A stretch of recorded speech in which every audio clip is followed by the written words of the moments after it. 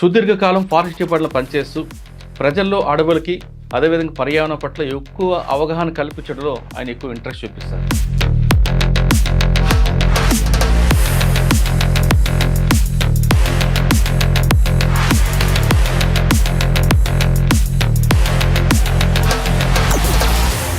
పులులు దాని సరౌండింగ్ అదే రౌండ్ చేసుకుంటారు. అవును, ఆ మార్క్స్ ఎలా పెట్టుకుంటుందండి? ఎప్పటికీ ఆ ఏరియాలో పరిఫరీలో తిరుగుతూ ఉంటుంది, అంటే పెట్రోలింగ్ చేస్తుంది.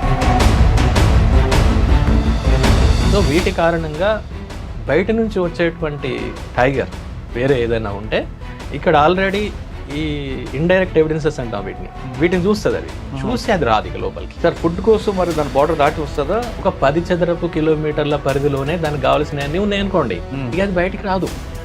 అక్కర్లేదు, ఏదో మేటింగ్ కోసం ఫీమేల్ కోసమో మేల్ ఉంటే మామూలుగా ఆహారం కోసం వాటర్ కోసం రాదు అది. సార్ ఇప్పుడు సడన్గా టైగర్ మనకు ఎదురైంది అనుకోండి, మనం ఏం చేయాలి? ఎస్కేప్ అవ్వాలంటే రాళ్ళతో కొట్టాలా, కర్రతో కొడతారు? ఏం చేయకూడదు, ఏం చేయకూడదు.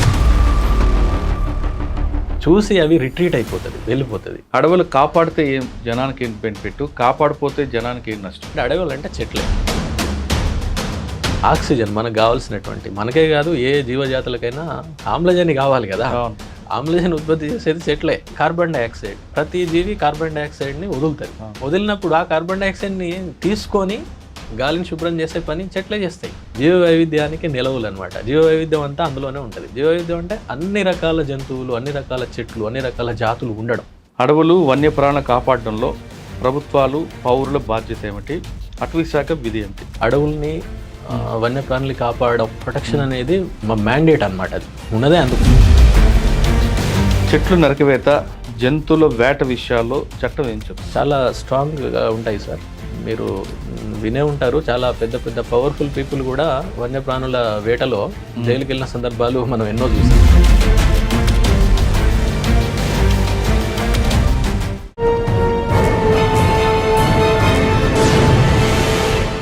Welcome to crime diaries. Forest డిపార్ట్మెంట్లో పనిచేస్తున్న ఓ మంచి ఆఫీసర్ సుదీర్ఘకాలం ఫారెస్ట్ డిపార్ట్మెంట్లో పనిచేస్తూ ప్రజల్లో అడవులకి అదేవిధంగా పర్యావరణం పట్ల ఎక్కువ అవగాహన కల్పించడంలో ఆయన ఎక్కువ ఇంట్రెస్ట్ చూపిస్తారు.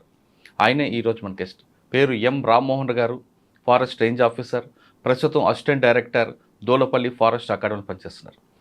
సాధారణంగా ప్రతి డిపార్ట్మెంట్లో పనిచేస్తున్న ఆఫీసర్ లాగే రామ్మోహన్ గారు ఫారెస్ట్ డిపార్ట్మెంట్ పనిచేస్తున్న అడవులు, పర్యావరణం ఎలాంటి ప్రజలకి మేలు చేస్తాయి, అవి కోల్పోతే ప్రజలు ఏ విధంగా నష్టపోతుంటారు అనే విషయంపై ఎక్కువగా ప్రజల్లో అవగాహన తేడానికి ఎక్కువగా ఆయన కృషి చేస్తుంటారు.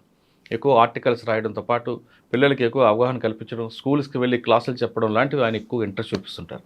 ఆయన అడిగి ప్రస్తుతం దేశంలో ముఖ్యంగా మన తెలంగాణ కానీ ఆంధ్రప్రదేశ్ రాష్ట్రంలో అడవులు అంతరించిపోతున్నాయి, దానికి ప్రధాన కారణం ఏంటి, పర్యావరణం ఎందుకు కోల్పోతుంది, ఎక్కువ వర్షాలు ఎందుకు పడట్లేదు, ప్రజలు అంటే అడవిని కాపాడాల్సింది కేవలం ఫారెస్ట్ డిపార్ట్మెంట్ అయినా ప్రజలందరి బాధ్యత ఉందా అనే విషయాల్ని సార్ నేను తెలుసుకున్నాను. సార్ నమస్తే అండి.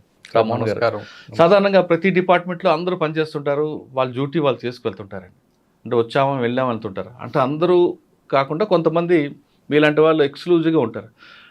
మీరు ఆ డిపార్ట్మెంట్ బయటకు వచ్చిన తర్వాత కూడా దాదాపు ఒక 50 సంవత్సరాల వరకు ప్రజలకు అవగాహన కల్పించడానికి మీరు చేస్తున్న కార్యక్రమం మాత్రం హ్యాట్స్ ఆఫ్. Thank you. అంటే ఆ రోజు వర్క్ చేయడం అన్నది కాకుండా నెక్స్ట్ జనరేషన్కి ఏం కావాలి, అవగాహన అనేది ఇంపార్టెంట్. మీరు ఎన్ఫోర్స్మెంట్ చేయడం అనేది గొప్ప విషయం కాదు, వాళ్ళు ఎడ్యుకేట్ చేయడం అనేది మీరు ఎక్కువగా దాన్ని ఒక వెపన్గా తీసుకుని వెళ్తున్నారు. మీరు రాస్తున్న ఆర్టికల్స్ అవ్వచ్చు, మీరు చేస్తున్న కృషి అవ్వచ్చు, నలుగురితో మాట్లాడేప్పుడు కూడా పర్యావరణం గురించి చెప్పడం అనేది దాని హ్యాట్స్ ఆఫ్ అండి. మీరు ఈ డిపార్ట్మెంట్లోకి బై ఛాన్సా బై చాయిసా వచ్చారా? ప్రశ్నతో పాటు అడవుల్లో పర్యావరణం, జంతువుల పరిరక్షణ, వీటి మీద ప్రజలకు ఎక్కువగా అవగాహన కల్పించడానికి ఉన్న ముఖ్య ఉద్దేశం. ఈ 2 ప్రశ్నలకు సమాధానం చెప్పే ముందు రామ్మోహన్ గారి కుటుంబ నేపథ్యం, రామ్మోహన్ గారు ఎందుకు ఈ డిపార్ట్మెంట్కి రావాలనుకున్నారు, వచ్చిన తర్వాత దీన్ని ఒక మీ ఇన్బిల్ట్గా చేసుకోవడానికి ప్రధాన కారణం ఏంటి? సార్ నమస్కారం, చాలా మంచి అవకాశం ఇచ్చారు నాకు ఈ విషయాలు చెప్పడానికి. ఎందుకంటే ఇవి చాలా ఇష్టమైన విషయాలు ఒకటి. రెండవది, మీరు పర్యావరణం గురించి మాట్లాడడం అనేది, అంటే ఆ మాట్లాడేవాళ్ళు కూడా చాలా తక్కువ ఈ రోజులలో. మీరు మాట్లాడింది చాలా ఇంప్రెసివ్గా ఉంది, రియల్లీ వండర్ఫుల్. కుటుంబ నేపథ్యం విషయానికి వస్తే, మామూలుగా నేను I belong to Warangal district. I use to work as టీచర్గా పనిచేశాను నేను చాలా కాలం. సుమారు మీకు ముందే అడవి పరిచయం. 12-13 ఏళ్ళుగా టీచర్గా పనిచేశాను. అయితే ఇన్సిడెంటల్లీ మా ఊరు కూడా ఫారెస్ట్ విలేజ్ యాక్చువల్లీ. అదే అంటున్నాను, చిన్నప్పటి నుంచి అడవి పరిచయం ఉంది. ఉంది కానీ నిజానికి ఇందులోకి వచ్చిన తర్వాతనే దీని గురించి తెలిసింది. అంతకుముందు ఫారెస్ట్ విలేజ్ అయినప్పటికీ కూడా నేను ఎప్పుడూ ఫారెస్ట్కి వెళ్ళేవాడిని కాదు. వచ్చా వినేవాళ్ళం టైగర్ గురించి, చెట్ల గురించి, వాటి గురించి చెప్తుంటే నేను వినేవాడిని కానీ ఎప్పుడు వెళ్ళేవాళ్ళం కాదు. ఎక్కడండి? వరంగల్లో పాకాల్ కొత్తగూడెం మండల్లో, అంటే ఇప్పుడు అది గంగారం అనే మండల్ అయింది. కుమట్లగూడెం అనే ఒక చిన్న విలేజ్ అనమాట. ఆ విలేజ్ మాది ఇప్పటికీ స్టిల్ ఫారెస్ట్ విలేజ్. అది ఫారెస్ట్లోనే మధ్యలో లోపల ఉంటుంది అది అనమాట. అంటే విలేజ్ ఏమి ఉండదులేండి, విలేజ్ చుట్టూ ఫారెస్ట్ ఉంటుంది. సో నిజానికి పర్యావరణం గురించి ఏదో ఎగ్జామినేషన్స్ కంటే పోటీ పరీక్షలు అందరు రాస్తారు కదా, నేను కూడా అలాగే ప్రిపేర్ అవుతున్న సందర్భంలో పర్యావరణం గురించి, అలాగే ఏ జాతులు అంతరించిపోతున్నాయి, అంతరించిపోవడానికి గల కారణాలు ఏంటి, ఎందుకు అంతరించిపోతున్నాయి, మరి వాటి గురించి మనం ఏమైనా చేయవచ్చా, ఇవన్నీ చాలా విశ్లేషణతో ఉన్నటువంటి కొన్ని ఉంటుంటాయి. సో అవి నేను చదవడం కారణంగా కొంచెం వాటి పట్ల ఇంక్లినేషన్ అనేది ఏర్పడింది. నిజానికి అనుకోకుండా బై ఛాన్సే మీరు అన్నట్టు ఎగ్జామ్స్ రాస్తున్నాం రకరకాలుగా, సివిల్ సర్వీస్ అని, గ్రూప్ 1 అని, ఇవన్నీ రాస్తుంటాం. మధ్యలో ఇది వచ్చింది. సరే ఓకే, టీచర్ మళ్ళీ అది వదిలిపెట్టేసి దీంట్లోకి వచ్చాం. సుమారు 14 సంవత్సరాలు అయిపోయింది. ఫస్ట్ పోస్టింగ్ ఎక్కడండి? ఫస్ట్ పోస్టింగ్ అదే నేను చెప్పబోతున్నాను. అదే ముఖ్యమైనది నాకు. బెజ్జూర్ అని చాలా రిమోట్ ఏరియా. ఇప్పుడు కొంచెం పర్వాలేదు. అది 2012 నుంచి 18 వరకు బెజ్జూర్ అనేటువంటి ప్రాంతంలో పనిచేశాను. ఉమ్మడి ఆదిలాబాద్ జిల్లా, కాగజ్ నగర్కి 50 కిలోమీటర్లు ఉంటుంది. మహారాష్ట్ర గడ్చిరోలి జిల్లాకి బోర్డర్ అనమాట. ప్రాణహిత నది యువతల వైపు బెజ్జూరు, అవతల వైపు మహారాష్ట్ర ఉంటుంది. సో ఆ ప్రాంతంలో పనిచేయడం అనేది టర్నింగ్ పాయింట్ రియల్. ఎందుకంటే అక్కడ విషయాలు నేర్చుకున్నాను నేను చాలా వరకు. ఫారెస్ట్ విలేజ్ అయినప్పటికీ, ఫారెస్ట్ నేపథ్యం అంటే ఉన్నప్పటికీ కూడా నేను ఎప్పుడు ఫారెస్ట్కి వెళ్ళేవాడిని కాదు కాబట్టి నాకు తెలియదు దాని గురించి. ఎప్పుడైతే బెజూర్లో పోస్టింగ్ అయిందో, అది ఏంటంటే ఇద్దరం మాత్రమే అప్పుడు తెలంగాణ నుంచి ఉన్నాము జోన్లో.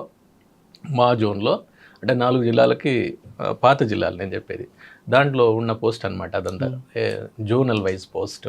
సో అక్కడ నేను పోస్టింగ్ తీసుకోవడం జరిగింది. అంటే వేశారు ఇక వెళ్ళాం, ఇక తప్పదు కదా, మరి వేసిన తర్వాత చేసేదే ఉంది. అంటే అప్పుడు ట్రాన్స్పోర్ట్ కూడా ప్రాబ్లం కదండి, అది చాలా ప్రాబ్లం.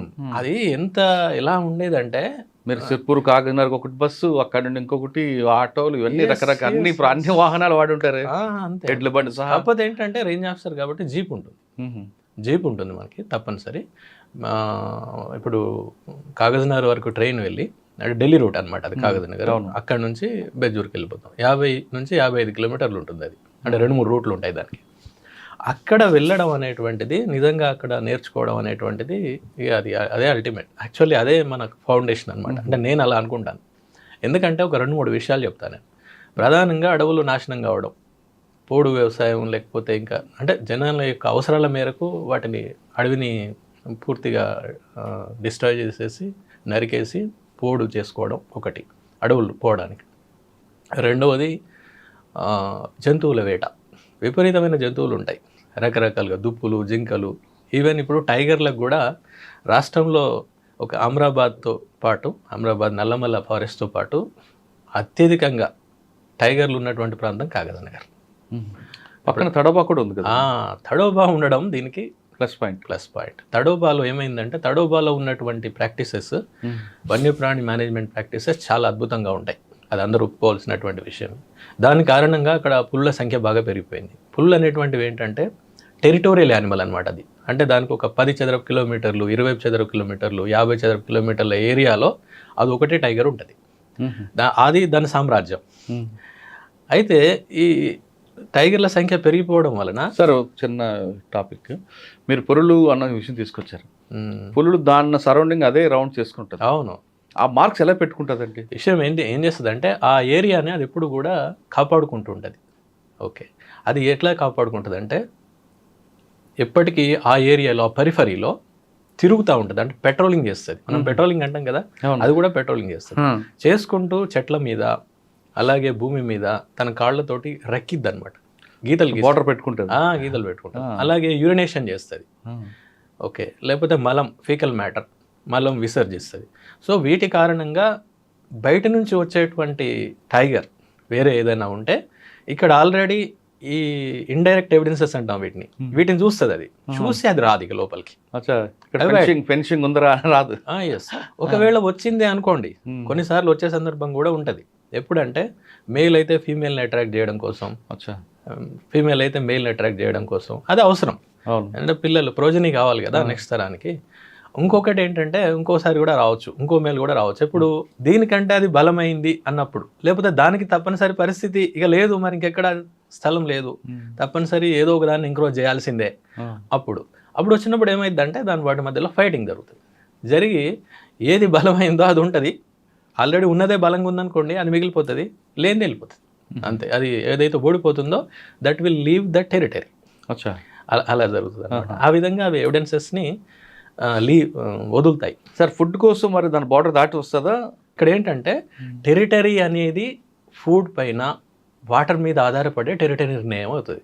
ఫర్ ఎగ్జాంపుల్ ఒక 10 చదరపు కిలోమీటర్ల పరిధిలోనే దానికి కావాల్సినవన్నీ ఉన్నాయనుకోండి, ఇక అది బయటికి రాదు, అక్కర్లేదు. ఏదో మేటింగ్ కోసం ఫీమేల్ కోసమో, మేల్ ఉంటే ఫీమేల్ ఉంటే మేల్ కోసం రావడం తప్ప మామూలుగా ఆహారం కోసం వాటర్ కోసం రాదు, అది ఆల్రెడీ ఉంది కదా, రాదు. అయితే ఈ సమస్య ఒకవేళ లేవనుకోండి, అప్పుడు ఏమవుతుంది, 10 చదరపు కిలోమీటర్ల ఏరియా కాస్త పెరుగుతుంది. అంటే ఎక్కడి వరకు అయితే వెళ్తే దానికి దొరుకుతాయో ఆ స్థలాన్ని అది తన యొక్క టెరిటరీగా ఏర్పరచుకుంటుంది. ఒక్కొక్కసారి బయటకు వస్తుంటాయి కదా జనాల్లోకి, ఎందుకు వస్తుంది? జనాల్లోకి రావడానికి కారణాలు ఏంటంటే ముఖ్యంగా మన దగ్గర ఏంటంటే వాటి యొక్క, ఇప్పుడు టైగర్స్ కానీ ఏవైనా కానివ్వండి యానిమల్స్కి 3 విషయాలేనండి వాటికి కావాల్సింది. ఒకటి వాటి యొక్క ఆవాసం అంటే ఉండడానికి ప్లేస్, మనకి ఆవాసం మనకైనా అంతే కదా. టైగర్లన్నీ కూడా బుషెస్ మధ్య ఉంటాయి కదా? లేదు, అలాగేం లేదు, నేను చెప్తాను మీకు. దానికి ఆవాసం కావాలి. ఫస్ట్ ఆవాసం ఎలా ఉండాలి, అన్డిస్టర్బ్డ్గా ఉండాలి, డిస్టర్బెన్స్ ఉండకూడదు, మనుషుల యొక్క డిస్టర్బెన్స్ ఇలాంటివి ఉండకూడదు. ఒకటి నెంబర్ 1. నెంబర్ 2, తగిన ఆహారం కావాలి.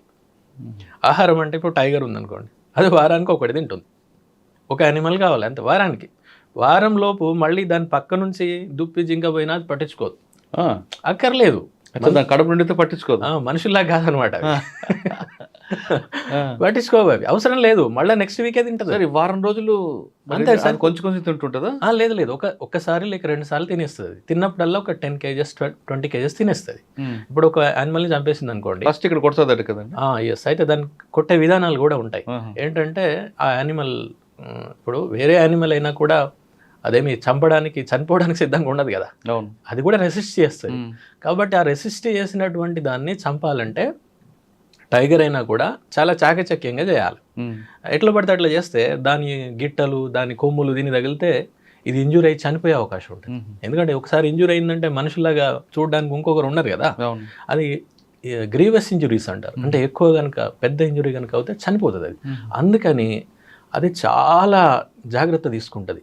ఏ విధంగా, మన హంటింగ్కి దెబ్బ తగలకుండా. కాబట్టి అది ఏం చేస్తుంది అంటే యానిమల్ని ఫస్ట్ ఇక్కడ పట్టేస్తుంది అనమాట. ఇక్కడ ముఖ్యంగా ఇది పట్టేస్తుంది. ఇది పట్టేయడం వల్ల ఏమవుతుంది, యానిమల్ హెల్ప్లెస్ అయిపోతుంది, ఈ శ్వాస ఆగిపోతుంది, కట్ అయిపోతుంది. కాబట్టి చనిపోయే అవకాశం ఉంటుంది. అంటే ఇమ్మీడియట్ డెత్ అనమాట. చిన్నగా చనిపోవడం కాదు. చిన్నగా చనిపోవాలంటే టైం ఎక్కువ తీసుకుంది అనుకోండి, అది రెసిస్ట్ చేయడం వల్ల దాని కొమ్ములో గీటలో ఏదైనా తగులుతాయి, దీనికి తగిలిందంటే ఇది ఇంజూర్ అవుతుంది. లేకపోతే వెనక ఈ భాగం, ఇక్కడ చాలా ప్రధానమైనటువంటి నరాలు ఉంటాయి కదా, అంటే దమనులు, సిరలు, వాటిని కొరికేస్తుంది అది.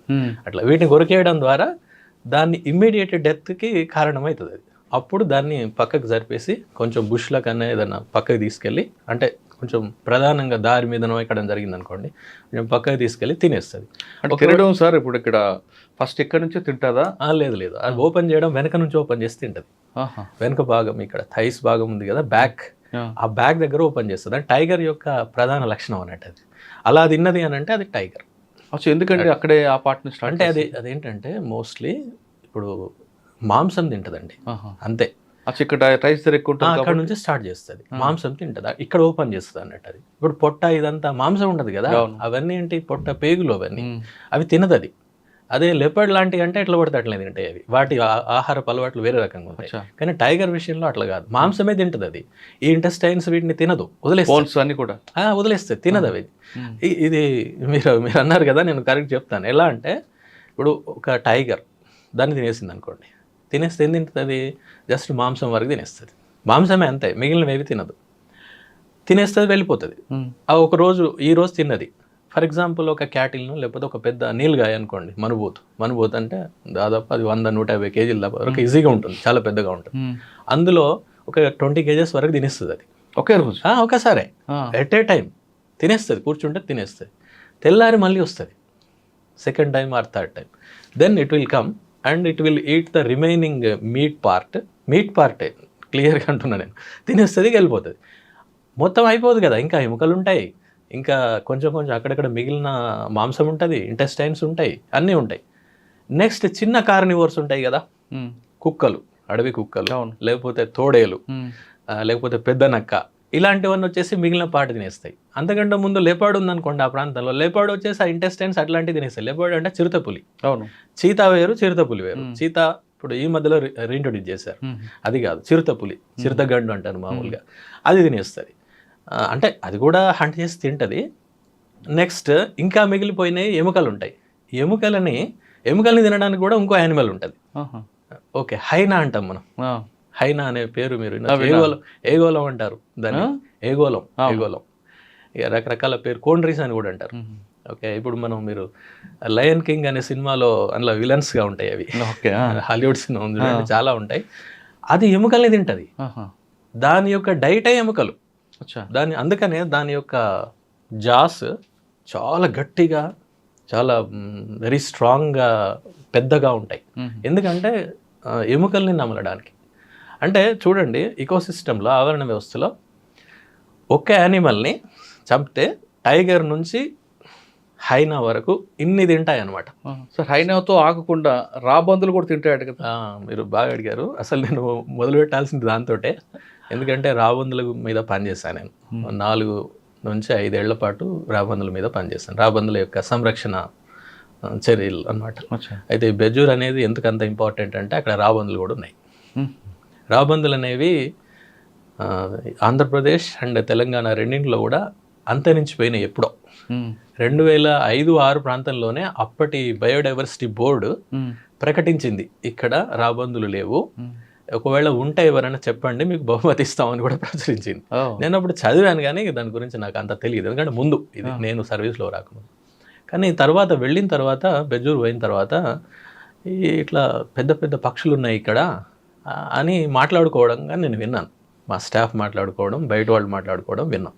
రాబందులు అంటే చాలా ఇంపార్టెంట్, ఎందుకంటే రాబందులు అనేవి స్కావెంజింగ్ యానిమల్స్ అనమాట. అవన్నీ స్కావెంజర్స్ అంటారు వాటిని. స్కావెంజర్ అంటే మనం మామూలుగా పారిశుద్ధ్యం పని చేసేటువంటి వాళ్ళందరినీ స్కావెంజర్స్ అంటారు కదా. ప్రకృతిలో కూడా స్కావెంజర్స్ ఉంటాయి. ఇప్పుడు నేను ఇందాక చెప్పిన హైనా అనేది కూడా స్కావెంజర్. అది అంటే ఏవైతే మిగిలిపోతాయో, ఏవైతే డిస్కార్డెడ్ మెటీరియల్ ఉంటుందో వాటిని తినేస్తాయి అన్నట్టు. అందుకని మనం కూడా ఏది పడుతుంది చెత్త చెదారం అంత పడేస్తే చేసేవాళ్ళు వాళ్ళు స్కావెంజర్స్. అది చాలా ఇంపార్టెంట్ పని, మనం దానికి విలువనివ్వం ఇప్పుడు. అది అన్నిటికంటే తక్కువగా మనం చూసేది ఇలా కొంతమంది ఉన్నారు కదా, అందులో వీళ్ళు కూడా. కానీ వాళ్ళు చేసేటువంటి పని అన్నిటికంటే గొప్పది. సార్, రాబందులు కనబడితే అదొక అపశకనం అని, రాబందులాగా వచ్చేవరా పీకు తింటావరా అంటుంటారు కదా. అది ఎలా వచ్చిందో నాకు కూడా తెలియదు. దీని మీద నేను ఆర్టికల్స్ కూడా రాశాను. తప్పు అలా అనుకోవడం. పీక్కు తింటారంటే మనుషులు పీక్కు తింటారు కానీ రాబందులు పీక్కు తినవు. అంటే రాబందులు ఒక పులి చంపిన దీన్ని రాబందుల వరకు వస్తాయి. Yes sir. అయితే దానివల్ల అడవి కూడా ఎస్ సార్. అయితే ఏంటంటే ఇదివరకు ఏం జరిగేదంటే ఎక్కడైనా కూడా రాబందులు, మీరు కూడా చిన్నప్పుడు చూస్తుంటారు, నేనైతే చాలా చూశాను మా చిన్నప్పుడు. పశువులు కనుక చనిపోతే ఆ ఊరవతలు పడేసేవాళ్ళు ఎప్పుడు కూడా. ఇది చాలా కామన్ సీన్ అది మా చిన్నప్పుడు. 80లలో కూడా నేను చాలా చూసాను, 80, 90లలో. అది వచ్చేసేటి అవి జస్ట్ విదిన్ మినిట్స్, మనం పడేసిన నిమిషాల్లో వచ్చేస్తాయి. అవి వచ్చేసి నిమిషాల్లోనే తినేస్తాయి, మొత్తం తినేసి వెళ్ళిపోతాయి పశువులు.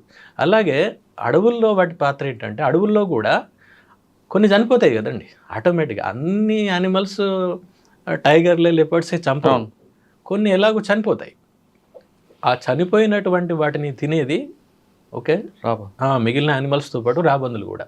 రాబందులు ఏం చేస్తాయి, చిట్ట చివరి మీట్ మార్సెల్ చిన్న పీస్ని కూడా లేకుండా తినేస్తాయి. తినేసి జస్ట్ మనకి ఎముకల కూడా ఉంటుంది అక్కడ, అంత ఇంకేం ఉండదు, అంత తినేసి వెళ్ళిపోతాయి.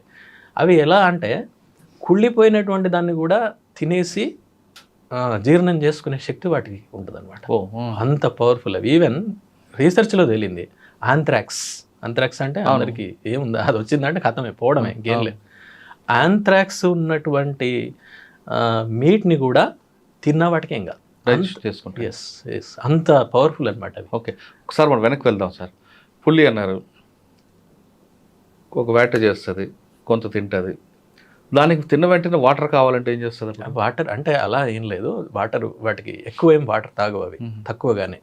ఒకవేళ ఈరోజు వేటాడింది, కొంచెం మీట్ తింది, వెళ్ళిపోయింది, మళ్ళీ వచ్చేసరికి ఈలోగా మిగతావన్నీ జంతువులు తిన్నాయి అనుకోండి, ఏం లేదు, వదిలిపెట్టేసి వదిలేస్తుందా? మళ్ళీ అది ఒక ఎంగిల్ చేసి తింటుందా?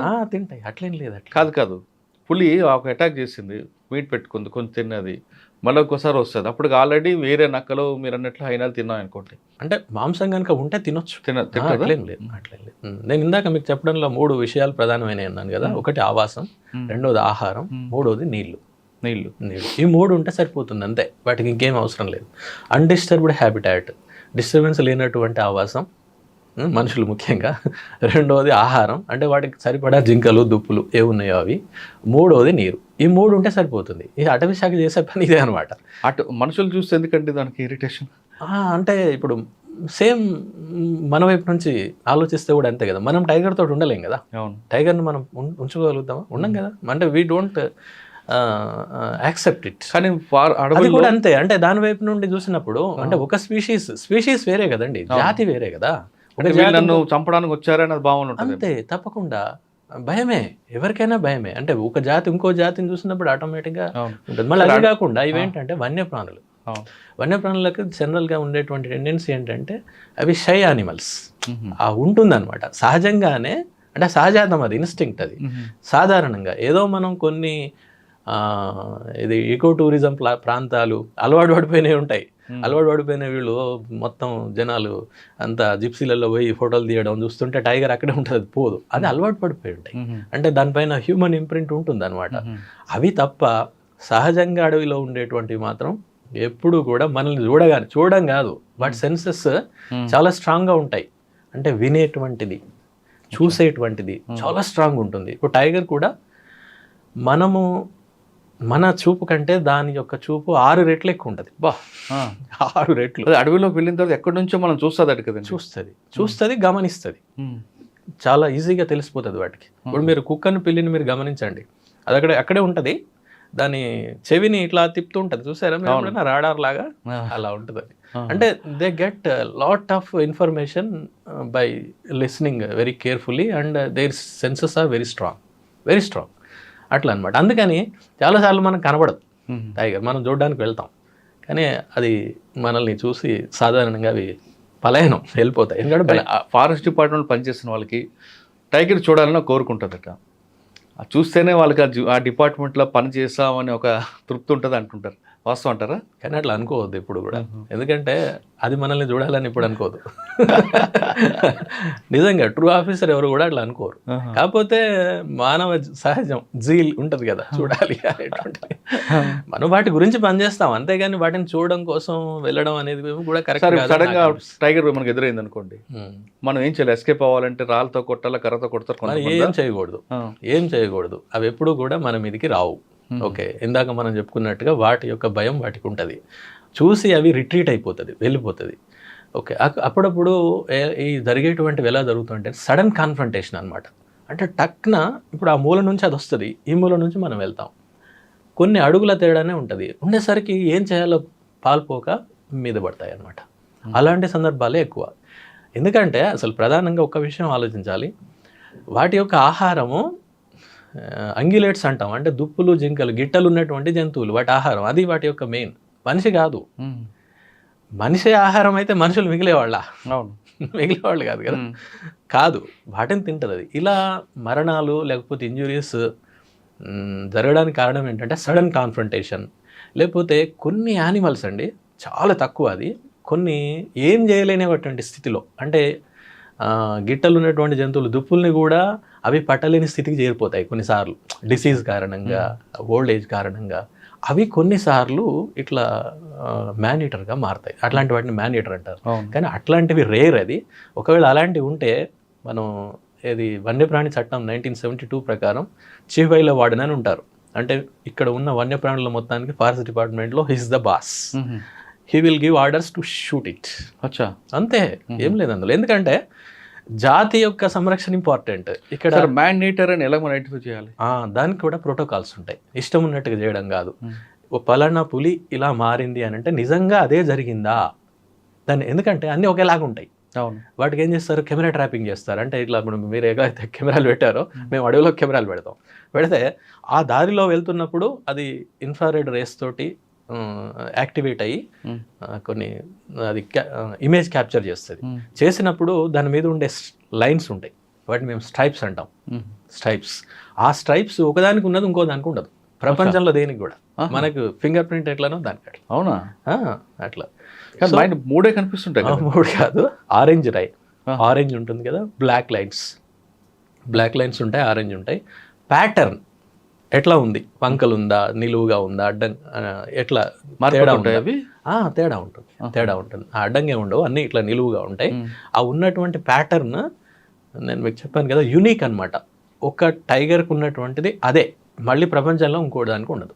మన finger print nothing but finger print. అది మేము చేసి నిర్ధారించుకున్న తర్వాత ఇది ఈ ఏంటి ఇంజురీకో లేకపోతే హ్యూమన్ డెత్కో కారణమైంది అని తెలుసుకున్న తర్వాత దానికంటే ముందు ఫస్ట్ ఏం చేస్తారంటే షూట్ చేయడానికంటే ముందు షూట్ అనేటువంటిది ఫైనల్. దానికంటే ముందు దాన్ని క్యాప్చర్ చేస్తారు. దాన్ని క్యాప్చర్ చేయడం అనేటువంటిది కూడా చాలా పెద్ద పని. దానికి వెటర్నరీ డాక్టర్స్ వాళ్ళ యొక్క సలహా తీసుకుంటారు, వాళ్ళ అజమాయిషీలోనే పనిచేయాల్సి ఉంటుంది. ఎందుకంటే అది వెటర్నరీకి సంబంధించిన విషయం కదా. మన ఫారెస్ట్ ఆఫీసర్ కరెక్టే, కానీ దానికి సంబంధించిన ఎక్స్పర్టీస్ వాళ్ళే ఉంటారు. సో ఇటు చీఫ్ వైల్డ్ లైఫ్ వార్డెన్ నుండి పర్మిషన్ తీసుకొని వాళ్ళ నుండి, అలాగే షూటర్స్ ఎక్స్పర్టీస్ ఉండాలి అందులో కూడా. మనకు కూడా ఉంటే పర్వాలేదు, లేకపోతే మనం వేరే వాళ్ళని తీసుకోవాలి. ఇట్లా ఒక టీం ఫామ్ చేస్తారు. అన్నీ ఇందులో కూడా 5-6 టీంలు ఉంటాయి. వీళ్ళు దాన్ని షూట్ చేస్తారు. చేసి దాన్ని వెంటనే వేరే జూకు తరలించడం కానీ లేకపోతే వేరే ప్రాంతానికి పంపించడం కానీ, దొరకట్లేదు అనుకోండి, కానీ బాగా ఇంజురీ అవుతోంది లేకపోతే డెత్స్ అవుతున్నాయి, అప్పుడు షూట్ చేశాడు, చంపాడు. ఏం దొరకట్లే కదా, మరి ఏం చేస్తారు? ఆ సందర్భంలో అట్లా చేస్తారు. అంటే ఇలా 3-4 స్టెప్స్ ఉంటాయి. దీని అన్నిటికీ కూడా నేషనల్ టైగర్ కన్జర్వేషన్ అథారిటీ అని ఒకటి ఉంటుంది. This is the apex body for conserving the tigers in India. వాళ్ళ గైడ్లైన్స్ ఉంటాయి.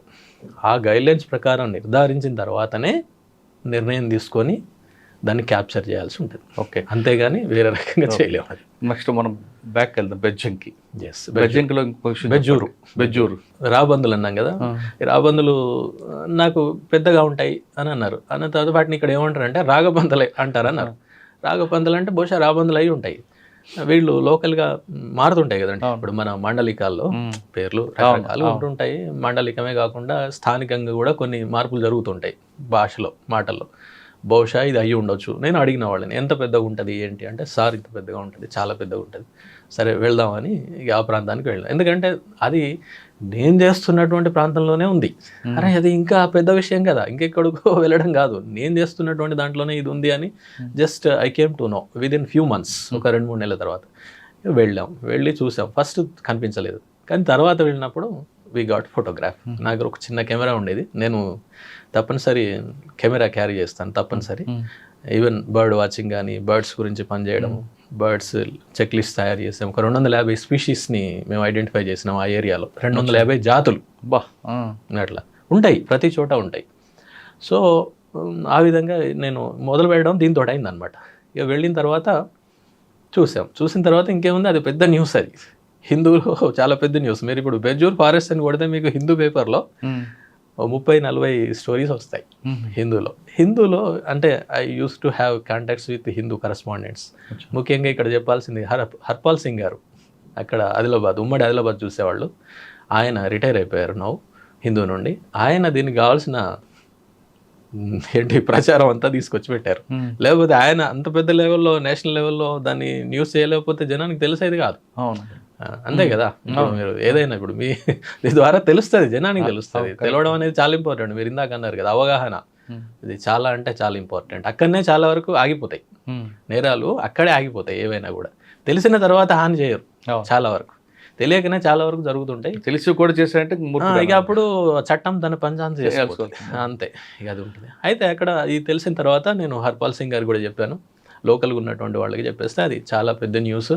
ఆ తర్వాత మా డిపార్ట్మెంట్ నుంచి కూడా మేము మంచి పై అధికారులు, సీనియర్ ఆఫీసర్స్ వాళ్ళందరి సహకారంతో సంరక్షణ కార్యక్రమాలు, వాటి యొక్క సంఖ్యను పెంచడం ఎట్లా అనే దాని మీద చేసాం. ఈవెన్ దాని గురించి స్టడీ చేసాం బాగా. దేశంలో అంటే అది ముఖ్యంగా వాటి సంఖ్య ఏమైందంటే 97 నుంచి 99% వాటి యొక్క సంఖ్య జనాభాలు తగ్గిపోయాయి ప్రపంచవ్యాప్తంగా, ముఖ్యంగా మన ఇండియన్ సబ్ కాంటినెంట్లో. ఎందుకు అంటే డైక్లోఫినాక్ అనే మందు ఉంటుంది, అది పశువులకు వేసేవాళ్ళు. ఆ పశువులకు వేయడం అనేది 80లలో ఎక్కువైపోయింది. అంతకుముందు అంత వేసేవాళ్ళు కాదు జనాలు. ఇది వేసినప్పుడు ఏమైందంటే, అయితే ఇప్పుడు అన్ని డైక్లోఫినాక్ ఎందుకు వేస్తాం, అదొక పెయిన్ కిల్లర్. దానికి జబ్బు చేసినప్పుడు, జ్వరం వచ్చినప్పుడు క్యాటిల్కి వేస్తారు, పశువులకు. అన్ని క్యాటిల్ రికవర్ కాదు కదా, కొన్ని చనిపోతాయి, సహజం కదా. మనుషులైనా అంతే కదా, అందరినీ హాస్పిటల్ తీసిన వాళ్ళు అందరూ పోరు కదా, బయటికి రారు కదా, కొంతమంది చనిపోతారు, న్యాచురల్ అది. అయితే చనిపోవడం వల్ల ఆ మందు ఏదైతే ఉందో దాని యొక్క శరీరంలో అలాగే ఉండిపోతుంది. వాటిని ఈ రాబందులు తిన్నప్పుడు ఈ డైక్లోఫినాక్ కూడా వాటిలోకి వెళ్ళిపోయి వాటి యొక్క విసర్జక వ్యవస్థను దెబ్బతీస్తాయి. అట్లా మొత్తం రాబందులన్నీ కూడా అది తిన్న వారం రోజులనే చనిపోవడం స్టార్ట్ అయిపోయింది. కాదు సార్, అంతరాక్స్ లాంటి దాన్ని అరిగించుకుందా దీనికి లేదా? చాలా నిజం, అది వాస్తవం. అయితే ఇది అసలు ఇది కారణం అనే సంగతి కూడా చాలా కాలం తెలియలేదు దేశంలో. దీనికి చాలా పెద్ద పెద్ద సంస్థలు, మీరు పేర్లు వినుంటారు, BNHS అని, బాంబే న్యాచురల్ హిస్టరీ సొసైటీ, అట్లనే royal society for protection of birds అని ఒకటి ఉంటుంది, ఇంటర్నేషనల్ సంస్థ బర్డ్స్ మీద. అలాగే పెరిగ్రీన్ ఫౌండేషన్ అని ఫ్రెంచ్ వాళ్ళది. వీళ్ళందరూ సంయుక్తంగా అసలు రాబందుల సంఖ్య ఇంత తగ్గిపోవడానికి కారణం ఏంటి ఇండియన్ సబ్ కాంటినెంట్లో, అంటే పాకిస్తాన్, బంగ్లాదేశ్ మన దగ్గర విపరీతంగా చనిపోయినాయి అన్నట్టు. మిలియన్స్లో ఉండేటువంటి కాస్త వేలకు వచ్చేసినాయి. దాని మీద బాగా రీసెర్చ్ చేసి కనుక్కున్నారు డైక్లోఫినాక్ అనేది. అయితే ఈ డైక్లోఫినాక్ని 2006లోనే గవర్నమెంట్ ఆఫ్ ఇండియా బ్యాన్ చేసింది, బ్యాన్ చేసేసింది. ఏంటది అంటే పశువులకి ఇచ్చేదాన్ని బ్యాన్ చేశారు, కానీ మనుషులకి ఇచ్చేది ఉంది. వీళ్ళు మనుషులకి ఇచ్చేదాన్ని తీసుకెళ్ళి కూడా దాన్ని యూజ్ చేయడం మొదలుపెట్టారు. అట్లా. సో డైక్లోఫినాక్ని వాడకుండా చూడడం, అంటే దానివల్ల రాబందుల సంఖ్య తగ్గిపోయింది. ఓకే, ఒకసారి బెజ్జంకి వద్దాం. బెజ్జూర్ మీరు వెళ్ళేసరికి ఆ ప్రాంతం మావోయిస్ట్ పార్టీకి బాగా ఎఫెక్టెడ్, బాగా వాళ్ళదే ఉంటారు. మీకు ఏమైనా ఎదురుపడిందా ఎప్పుడైనా? ఎప్పుడు లేదండి, నెవర్. ఎందుకంటే నా పని నేను చేసుకుంటాను, మన పని మనం చేస్తాం, వాళ్ళ పని ఉంటే ఉంటారు. ఎందుకంటే మీరు అన్నట్టు పక్కన ఉన్న గడ్చిరోలి జిల్లా ఉన్నాయి కదా, అవి బాగా ఇన్ఫెస్టెడ్. ఇటు అంతగా ఉన్నట్టుగా నాకు గుర్తులేదు. ఇప్పుడు లేదు అసలు ఎప్పుడు మనకు మా వీధుల్లో ఎక్కువగా మావోయిస్ట్ పార్టీ ఫస్ట్ అటాక్ చేసేది, వార్నింగ్ ఇచ్చేది మీ డిపార్ట్మెంటే కదా? నిజమే. కానీ ఏంటో ఎంతకాలం పనిచేస్తారంటే ఇక్కడ బెజ్జూర్లో? సుమారు 5.5 సంవత్సరాలు చేస్తారు. ఫస్ట్ పోస్టింగ్ ఫౌండేషన్ వచ్చింది. ఎస్, నిజమే. అదంతా అక్కడ నిజంగా అక్కడ పనిచేసే వాళ్ళు కూడా, ఈవెన్ వాచర్స్ ఉంటారు, స్టాఫ్ ఉంటారు, అక్కడ చేస్తున్నటువంటి వాళ్ళు మంచి నాలెడ్జబుల్ ఉంటారు. మళ్ళీ మనతోటి అంతా తిరుగుతారు. ముఖ్యంగా ఫారెస్ట్ ఆఫీసర్ చేయాల్సిన ఏంటంటే అడవిలో తిరగాలి, అడవిలో కాలినడకన తిరగాలి. తిరిగితే మీకు నాలెడ్జ్ వస్తుంది. ఇక మిగతా వాళ్ళందరూ I don't think they will have that practical experience if they don't patrol on foot. నడవకపోతే మాత్రం అంత ఉంటుందని నేను అనుకోవట్లేదు. అయితే ఇలా నేను అక్కడ కాలినడకన ఇటు చివరి నుంచి అటు చివరికి, అటు చివరి నుంచి ఇటు చివరికి అన్నీ తిరగడం. అలాగే మంచి నాలెడ్జబుల్ పీపుల్, ఈవెన్ వాచర్లైనా కానివ్వండి, మనం చాలామందిని పట్టించుకోము, ఏదో బాగా చదువుకుంటేనే వాళ్ళకి బాగా నాలెడ్జ్ ఉంటుంది అనుకుంటారు, కానీ practical knowledge important. Practical knowledge చాలా ఇంపార్టెంట్, ఎస్పెషల్లీ ఫారెస్ట్ డిపార్ట్మెంట్లో. ప్రాక్టికల్గా ఏది వర్కౌట్ అవుతుంది, అది చాలా ఇంపార్టెంట్. మీరు వాచర్ల ద్వారా, లేకపోతే కింద పనిచేసే చౌకీదార్, సారేదార్ వాళ్ళు ఉంటారు చూడండి, వాళ్ళ ద్వారా మనకు బాగా తెలుస్తుంది. అది నేను నమ్ముతాను, నా అనుభవంలో కూడా వచ్చింది. సార్ 5 సంవత్సరాల తర్వాత ఎక్కడికి వచ్చారు? మళ్ళీ ములుగు వచ్చాను సార్, వరంగల్ ములుగు మీ జిల్లా. అక్కడ సుమారు 3.5 ఏళ్ళు. ఇక్కడ కూడా నక్సలైట్లు ఉంటారు సార్, లేకుండా ఉండరు, ఉంటారు. ములుగు ఆ ఏరియాలో ఫారెస్ట్ గెస్ట్ బ్లాస్టింగ్లు చాలా జరిగాయి కదండి? జరిగాయి. అంటే అది ఇప్పుడు కాదులేండి, మీరు చెప్పేదంతా 90ల సంగతి. మా చిన్నతనంలో విపరీతంగా వినేది ఉండేది. కానీ ములుగులో ఎంతకాలం ఉంటే 2 years? 4 ఏళ్ళు ఉన్నా సార్. 4 ఏళ్ళు ములుగు మొత్తం అంతా? లేదు, ఓన్లీ ములుగు వరకే. మాకు ఎంత సార్, 1 లేక 2 మండలాల వరకు ఉంటుంది అంతే. ఫారెస్ట్ కనుక ఎక్కువ ఉందనుకోండి, ఎక్కువ ఉండదు, 1 మండలే ఉంటుంది. ఫారెస్ట్ తక్కువ ఉందనుకోండి, 3-4 మండలాలు కూడా ఉండొచ్చు. 3-4 మండలాలు. సార్ అక్కడ మీ అచీవ్మెంట్ ఏముందండి? అక్కడంటే ఇక ముఖ్యంగా ప్రొటెక్షనేనండి. చాలా వరకు అడవులను కాపాడడం అనేదే ఇంపార్టెంట్. ఇంకా ఇక్కడ ముఖ్యంగా ఆడ గొత్తికోయలు వచ్చేసి లోపల ఫారెస్ట్ అంతా వాళ్ళు వచ్చేసి ఉండడము, అది ఒక పెద్ద సమస్య అక్కడ. ఆ ప్రాంతం అడవులు కాపాడటం అన్నది మీకు బాగా నచ్చిన సబ్జెక్ట్. అడవులు కాపాడితే ఏం జనానికి ఏం బెనిఫిట్, కాపాడిపోతే జనానికి ఏం నష్టం? తప్పకుండా మంచి ప్రశ్న సార్. ఇదేంటంటే అడవులు అనేటువంటివి చాలా మంది అడవి అనగానే అదొక మనకు సంబంధం లేని విషయం అన్నట్టుగా ఉంటారు, కానీ మనకు బాగా సంబంధం ఉన్న విషయం అది. ఎందుకంటే అడవులు అంటే చెట్లే, ఇంకేం లేదు. బయట ఉన్నాయి, బయట కూడా ఉంటాయి చెట్లు, కానీ అడవులు అనేటువంటి ప్రాంతాల్లోనే చెట్లు చాలా ఎక్కువ మొత్తంలో ఉంటాయి. ఇప్పుడు ఫర్ ఎగ్జాంపుల్ అడవులు అనేటువంటివి మీరు గతంలో మనం మాట్లాడుకున్నట్టు కూడా ఆక్సిజన్ మనకు కావాల్సినటువంటి, మనకే కాదు ఏ జీవజాతులకైనా ఆమ్లజని కావాలి కదా. ఆమ్లజని ఉత్పత్తి చేసేది చెట్లే. ఓకే, ఆమ్లజని ఉత్పత్తి చేసేటువంటిది చెట్లు మాత్రమే చేస్తాయి, వేరే ఎవరు చేయలేరు. ఇప్పుడు మనం చూసాం సిలిండర్ని ఎంత పెట్టుకున్నాం మనం కరోనాలో. అప్పుడన్నా మనకు తెలిసి ఉండాలి దాని గురించి. అప్పుడు కొంతమంది తెలిసి మరి కొంతమంది తెలియట్లేదు దాని విలువ. ఎస్, అదొకటి. రెండవది కార్బన్ డైఆక్సైడ్. ప్రతి జీవి కార్బన్ డైఆక్సైడ్ని వదులుతుంది. వదిలినప్పుడు ఆ కార్బన్ డైఆక్సైడ్ని తీసుకొని గాలిని శుభ్రం చేసే పని చెట్లే చేస్తాయి, వేరే ఎవరు చేయరు. అది ఎవరికి సాధ్యం కాదు అదంతా. దానికి ఇప్పుడు ఇట్లా అలాగే నేల, ఇది లోపల పైన క్రింద ఉన్నటువంటి మృత్తిక ఉంటుంది కదా, ఆ మృత్తికే మన పంటలకు అన్నిటికీ కారణం. అంటే కొన్ని సెంటీమీటర్ల నుంచి కొన్ని ఇంచుల వరకే ఉంటుంది, సెంటీమీటర్లే అనుకోండి. ఆ సెంటీమీటర్ల మేరకు ఉన్నటువంటి మృత్తికే మొక్కలు పెరగడానికి, ముఖ్యంగా పంటలు పండడానికి ప్రధాన కారణం. చెట్లే లేవనుకోండి, అది కొట్టుకుపోతుంది.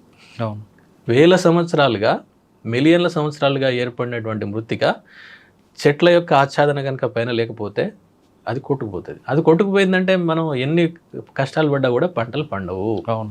ఓకే, అంతేకాదు ఫారెస్ట్ ఏంటంటే జీవ వైవిధ్యం అంటాం కదా, జీవ వైవిధ్యానికి నిలవులు అనమాట. జీవ వైవిధ్యం అంతా అందులోనే ఉంటుంది. జీవ వైవిధ్యం అంటే అన్ని రకాల జంతువులు, అన్ని రకాల చెట్లు, అన్ని రకాల జాతులు ఉండడం. ఎందుకంటే ఒకదానికొకటి లింక్ అయి ఉంటాయి. ఇప్పుడు మీకు ఇందాక ఫారెస్ట్ ఈకోసిస్టంలో ఒక జంతువు చచ్చిపోతే ఒకదాని మీద ఒకటి ఏ విధంగా ఆధారపడి ఉంటుందో, నేను ఒక ఉదాహరణ చెప్తాను. ఇందాక రాబందులదే. ఫర్ ఎగ్జాంపుల్ రాబందులే లేవనుకోండి, ఏమవుతుంది? మనం పడేసినటువంటి పశువుల మృతదేహాలు అలాగే పడిపోయి ఉంటాయి. దానివలన అవి కుళ్ళిపోయి వాటి అక్కడ ఉన్నటువంటి గాలి, అక్కడ ఉన్నటువంటి నేల, నీరు అంతా కూడా కలుషితమైపోతుంది. అది అన్ని జాతుల మీద ప్రభావం చూపెడుతుంది, మనం మీద కూడా ప్రభావం చూపెడుతుంది. దాంట్లో ఈ మధ్య వచ్చినటువంటివి ఏంటంటే అవి చనిపోవడం, వాటి యొక్క సంఖ్య తగ్గడం వలన ఇంకా వేరే వ్యాధుల్ని కలుగజేసే సూక్ష్మజీవుల సంఖ్య బాగా పెరిగిపోతుంది. అలాగే కుక్కల సంఖ్య బాగా పెరిగిపోతుంది. ఎందుకంటే కుక్కలు తింటున్నాయి. కుక్కలు తినడం వల్ల వాటి సంఖ్య బాగా రిప్రొడక్షన్ ఎక్కువైపోయింది. దానివల్ల రేబీస్ ఇదివరకు ఉన్న వాటికంటే కొన్ని రెట్ల రేబీస్ కేసులు వచ్చేసాయి ఈ మధ్యలో. అంటే ఒక ఆవరణ వ్యవస్థలో ఒక జీవి దాని పని అదే చేస్తుంది, అంతే. ఆ పనిని మనం చేయలేం.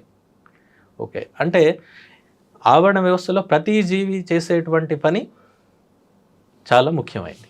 అట్లా ఒకటి పోతే ఆవరణ వ్యవస్థ మొత్తం దెబ్బతింటుంది. కరెక్టే. అడవి ఎక్కడో దూరంగా ఉంది, నేను ఎక్కడో సిటీలో ఉన్నా. అవును, నాకు ఆ గాలితో నాకేం పని, అడుగుతారు. కానీ అవి ఎప్పుడూ కూడా ఒక దగ్గర ఉండదు. అది వాతావరణం అంటే ఏంటి సార్, మొత్తం ఒక దగ్గర నుంచి ఉన్నటువంటిది ఇంకో దగ్గరికి వచ్చేస్తుంది. ఇప్పుడు ఫర్ ఎగ్జాంపుల్ మీకు దానికి నేను సమాధానం చెప్తాను. అమెజాన్లో జరిగినటువంటి అడవులు ఆ మధ్యకాలంలో విపరీతంగా కార్చిచ్చులు అంటాం కదా, ఫారెస్ట్ ఫైర్స్ పోతే అమెరికా లాంటి దేశాలు కూడా వాటి పట్ల చాలా స్పందించి వాటిని వెంటనే ఆర్పేయాలి, వాటిని కాపాడాలి అని చెప్పేసి అక్కడ ఉన్నటువంటి దేశాల మీద చాలా ప్రెషర్ తీసుకొచ్చాయి. ఎందుకు? అక్కడ అది నాశనం అయితే వాళ్ళు మాత్రమే నష్టపోరు, ప్రపంచం మొత్తం నష్టపోతుంది. ఎందుకంటే వాతావరణం అనేది డైనమిక్, అది ఒక దగ్గరే ఉండదు. అక్కడ ఆక్సిజన్ తయారైతే పక్కకు వచ్చేస్తుంది, అది గాలిలో కదా, గాలిలో కలిసిపోతుంది కదా, మొత్తం తిరుగుతుంది అదంతా కూడా. అంటే ఒక దగ్గర జరిగినటువంటి మార్పు, ఎస్పెషల్లీ పర్యావరణమే అనుకోండి, పర్యావరణ పరంగా ఒక దగ్గర జరిగినటువంటి మార్పు అది గ్లోబల్ లెవెల్లో చూపెడుతుంది. ఓకే, నష్టం అయితే, లాభం అయితే కూడా అందరికి వస్తుంది. అవును, అట్లా. అందుకని ఇప్పుడు అమెజాన్లో జరిగినటువంటి దానికి అక్కడెక్కడో ఉన్న అమెరికా ప్రతిస్పందించిందంటే దాని అర్థం ఇదే అనమాట. ఓకే, ఇప్పుడు సిటీలో ఉన్నామండి, మాకు చెట్లు అవసరం లేదు, చెట్లు ఉండడం వల్ల కాకులు పక్షులు వాళ్తాయి, ఆ రెట్టంతా కింద పడుతుంది కాబట్టి చెట్లు వద్దు. కొంతమంది. అవును. కొంతమంది ఆ చెట్లు పెట్టడం వల్ల మా ఇంటి కింద మొక్కలు ఆ వెలుతురు రాక చచ్చిపోతున్నాయి కొంతమంది. అవును. ఆ వేరు లోపలికి పోతున్నాయి, మా ఫౌండేషన్ దెబ్బతింటది. దెబ్బతింటది కొంతమంది. మరి కొంతమంది ఆకులు ఎండి మా ఇంట్లో పడతాయి కాబట్టి చెట్లే వద్దు కంప్లైంట్స్ కూడా చేస్తూ ఉంటారండి. ఆకులు మా ఇంట్లో పడ్డాయి అని చెప్పేసి కంప్లైంట్లు చేస్తుంటారు. అంటే ఆ తరహా ఉన్న వాళ్ళకి ఏం చెప్తారు సార్? చెట్టు అంటే ఇంతసేపు మనం కాంక్రీట్ జంగిల్లో చెట్టు అవసరమా లేదా? ఇంతసేపు మనం చెప్పింది కనుక సరిగ్గా వింటే దాంట్లో జవాబు ఉంటుంది సార్. ఎందుకంటే ఇప్పుడు ఆక్సిజన్ అన్నాము, కార్బన్ డైఆక్సైడ్ అన్నాము, నేల కొట్టుకుపోతే ఆపుద్ది అన్నాము, వర్షపాతం కలుగజేస్తుంది అన్నాము. చెట్లు లేకపోతే వర్షపాతమే ఉండదు కదా, మీకు ఎక్కడి నుంచి వస్తుంది? వర్షం కలగాలంటే చెట్లు ఉండాలి ఇక్కడ తప్పనిసరి. ఉంటేనే అక్కడ వాతావరణం చల్లబడుతుంది, అది కురుస్తుంది, లేకపోతే ఉండదు. ఇవన్నీ ఏంటంటే ఇవన్నీ ఆవరణ వ్యవస్థ సేవలు అంటారు వీటిని, ఇకోసిస్టమ్ సర్వీసెస్.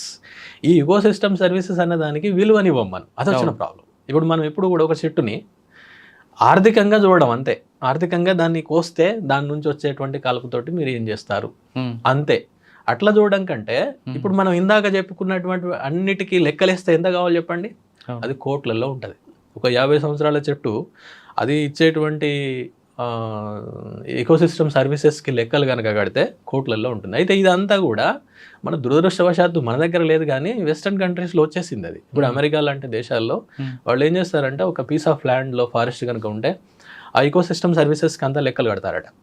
లెక్కలు కట్టేసి ఆ పక్కన ఉన్నటువంటి కమ్యూనిటీ ఎవరైతే దాన్ని నుంచి బెనిఫిట్ పొందుతున్నారో వాళ్లకు ట్యాక్స్ రూపంలో లేక సెస్ ఏదో అంటారు కదా, దాని మీద వేసేసి అక్కడ నుంచి తీసుకొని మళ్ళీ దాన్ని డెవలప్ చేయడం కోసం ఉపయోగిస్తారు. సార్, ఇంటి ముందు మొక్కలు పెట్టుకుంటారు కొంతమంది. అవును. దానివల్ల పర్యావరణం ఉంటుందా, ఆక్సిజన్ వస్తుందా, లేదు ఇంటి ముందు షోక్ అయినా? తప్పకుండా వస్తుంది, ఏదైనా వస్తుంది. అయితే ఇందులో ఏంటంటే సార్ కొన్ని ఎస్థెటిక్ సెన్స్ కూడా కొన్ని ఉంటాయి. ఫర్ ఎగ్జాంపుల్ రోడ్లు వెంట మనం అవెన్యూ ట్రీస్ అని పెడతాం, అంటే చూడడానికి అందంగా ఉంటుంది అనిపించడం. కానీ ఎందుకు సార్ ఆ చెట్లు వాటి మీద ఒక ఆకి వాళ్ళతో పెట్టుకోవాలి కదా? అంటే కొంచెం మనం ఏం చేయాలంటే ఇక్కడ మనం చేయాల్సినటువంటి పని నేటివ్ స్పీషీస్, అంటే ఈ ప్రాంతంలో ఉన్నటువంటి మొక్కలు. ఇందులో కూడా కొన్ని రకరకాల రంగులు కలిగిన పూలను ఉన్నటువంటి మొక్కలు, లేకపోతే ఆర్థికంగా మనకు ఉపయోగపడేటువంటి మొక్కలు మన ప్రాంతంలో పెరిగినవి కూడా ఉన్నాయి కదా. సపోటా, సీతాఫల పెట్టండి, ఎక్కడ ఏవైతే ఏంటి, ఏవైనా పర్వాలేదు. ఆ చెట్లు పెట్టడం వల్ల వేర్లు భూమిలోకి వెళ్ళిపోయి కింద ఉన్న పిల్లర్లను చుట్టి మొత్తం పడిపోతాయని అట్లా ఏం లేదు సార్. ఇప్పుడు పెద్ద చెట్లు ఏంటంటే ముఖ్యంగా ఫైకస్ జాతులు ఉంటాయి, మర్రి లాంటివి, అవి బాగా బలంగా ఉంటాయి. కానీ మిగిలినవి అంతగా ఉండవు, అంత పెద్దగా. మీరు ఎప్పుడైనా చెట్టు కూలిపోయినప్పుడు చూడండి దాని యొక్క వేర్లు ఎంత పెద్దగా బలంగా ఉన్నాయో, అంత పెద్దగా ఏమి ఉండవు. మనం అనుకుంటాం చెట్టు ఇంత పెద్దగా 10-20 మీటర్లు ఉంది కదా, నిజంగా దాని యొక్క వేరు కూడా 20 మీటర్లు ఉందేమో, అట్లా ఉండదు. అది జస్ట్ మీకు 2 మీటర్ల కంటే ఎక్కువ ఉండదు, దేనిదైనా ఎక్కువ ఉండదు. మరి కొంతమంది డౌట్ అండి, మొక్కలు నీళ్ళు పోస్తాం, మొక్కలకి ఒక రోజు నీళ్ళు పోయిపోతే ఎండిపోతుంటాయి, కానీ వృక్షాలకి రోజు ఎవరు నీళ్ళు పోయారు. అవును. మరి ఆ వాటర్ ఎక్కడి నుంచి వస్తుంది? అవి ఎస్టాబ్లిష్ అయిపోతాయి లోపల ఉన్నటువంటి మాయిశ్చర్ని అవి ఎప్పటికీ తీసుకుంటాయి అన్నమాట. ఇంకొకటి మీరు ఇందాక మనం చెప్పుకున్న ఎకోసిస్టమ్ సర్వీసెస్లో ఈ భూగర్భ జలాలని వాటిని సరిగ్గా ఉంచే విధంగా, వాటర్ టేబుల్ అని మనం అంటాం కదా, వాటిని సరిగ్గా ఉంచే విధంగా చూసేవి కూడా చెట్లే.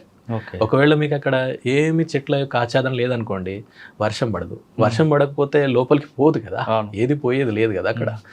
సో ఒకవేళ వర్షం పడ్డా కూడా మొత్తం రన్ ఆఫ్, మొత్తం అంతా బయటకు వెళ్ళిపోతాం. అదే చెట్లు ఉన్నాయనుకోండి ఏమవుతుంది, చిన్నగా వెళ్తుంది. దీనికి ఒక అటవీ అధికారి చెప్పిన ఒక చిన్న ఎగ్జాంపుల్ మీకు చెప్తాను. ఇప్పుడు మనకు అంతా జుట్టు ఉందనుకోండి, కొంచెం నీళ్లు పోసాం, ఏమవుతుంది?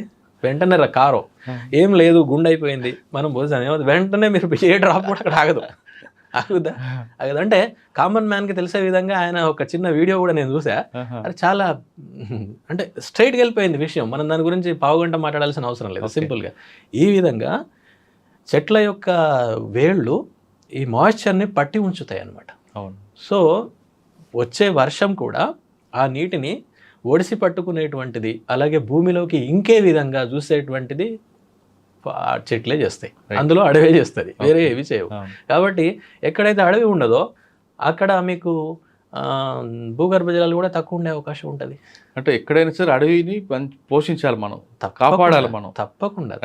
సార్, ములుగు నుంచి ఎక్కడికి వచ్చారంటే? ఇక ఇప్పుడు ప్రస్తుతం ములుగు నుంచి ఇక్కడికి వచ్చేస్తాను అంతే. నేను 10 ఏళ్ల పాటు ఫారెస్ట్లో చేశాను, పూర్తిగా ఫారెస్ట్ అంటే ఫారెస్టే. ఇక తర్వాత ఒక 2 ఇయర్స్ అయింది సార్ ఇక్కడికి వచ్చి. 2 ఏళ్ల నుండి ఇక్కడ ఏంటంటే ట్రైనీస్ ఉంటారు అంతా, అంటే మా beat officers, section officers, even range officers కూడా ఉంటారు, వేరే రాష్ట్రాల నుంచి వచ్చినటువంటి వాళ్ళు. సో ఇక వీళ్ళ గురించి ఇక్కడ ఏంటి ట్రైనింగ్ ఇవ్వడం వాళ్ళకి, అంటే నేననే కాదు చాలా మంది ఉంటారు, మీరు 20 మంది ఉంటారు, 15 నుంచి 20 మంది సార్. అందులో అయితే కొన్ని ప్రశ్నలు ఉన్నాయి, ఒక్కొక్క దానికి మీరు కొంచెం బ్రీఫ్గా చక్కగా అందరికి చెప్పాలి. 10 ప్రశ్నలు ఉంటాయి, ప్రయత్నం చేస్తాను సార్. చెప్పండి. ప్రస్తుత పరిస్థితుల్లో పర్యావరణం, అడవుల పాత్ర ఏంటి, అడవుల వల్ల లాభాలేంటి? ఎస్ సార్, ఇప్పుడు ఇందాక నేను చెప్పినట్టుగా ఇంకా గతంతో పోలిస్తే ఇప్పుడు పర్యావరణం పాత్ర చాలా పెరిగింది, ఎందుకంటే నాశనం అయిపోతుంది కాబట్టి అందరూ కూడా దాన్ని పరిరక్షించాలి. మీరు అన్నట్టు ఇందాక కేవలం అటవీ శాఖ పాత్రే కాదు, అందరూ చేయాల్సినటువంటిది. అటవీ శాఖ వాళ్ళు మొత్తం ఇంత పెద్ద ఫారెస్ట్ని కాపాడడానికి ఉండేవాళ్ళు ఒక 5,000 మంది కంటే ఎక్కువ ఉండరు సార్, 5,000 మంది మాత్రమే ఉంటారు. అంతేకాకుండా కమ్యూనిటీ యొక్క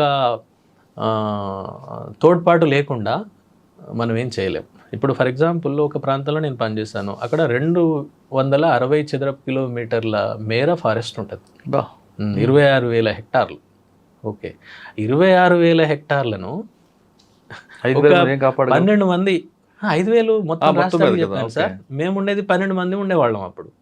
12 మంది మేము ఎట్లా కాపాడతాం అంటే, సరే లా ఇంప్లిమెంటింగ్ అదంతా తర్వాత సంగతి, అది చేయొచ్చు, అది చేయడం కాదు, కానీ ఏంటంటే జనాల యొక్క తోడ్పాటు అది లేకుండా మాత్రం మనం చేయలేము. అన్ని చోట్ల చేయాలి అది, విలేజెస్, ఫారెస్ట్ విలేజెస్ అనే కాదు, ఈవెన్ మీరు అన్నట్టు అర్బన్ ఏరియాస్లో కూడా అందరూ చేస్తేనే అవుతుంది. ముఖ్యంగా ఈ అడవుల నిర్మూలన, ఇప్పుడు వ్యవసాయం కోసం ఈ జనాభా బాగా పెరిగిపోవడం, ఇప్పుడు ఇదివరకు ఏదో 30-40 కోట్లు స్వతంత్ర టైంలో ఉన్నటువంటిది కాస్త ఇప్పుడు మొత్తం ఇంత వచ్చేసరికి భూమి అయితే పెరగలేదు కదా, అందుకని అడవులు నాశనం అయిపోతున్నాయి. నెంబర్ 2, ఆవరణ వ్యవస్థలో మానవుడి స్థానం ఏమిటి?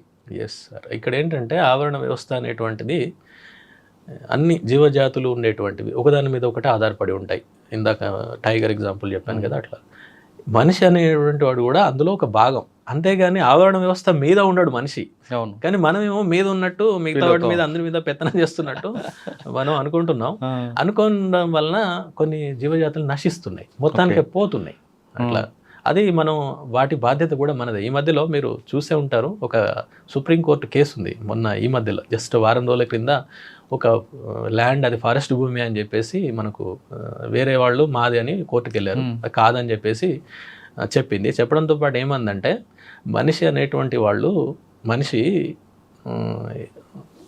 తనకున్నటువంటి మేధో సంపత్తిని మిగతా జీవజాతులకు వాటి యొక్క సంక్షేమానికి కూడా ఉపయోగించాలి అని చెప్పింది అనమాట. అంటే అంతే కదా, మిగిలిన వాటన్నిటికంటే ఇంటెలిజెంట్ కదా మిగతా జాతుల కంటే. సో అది మన బాధ్యత అనమాట అందరూ. నెంబర్ 3, అడవులు దెబ్బతీయడానికి ప్రధాన కారణాలు ఏంటి?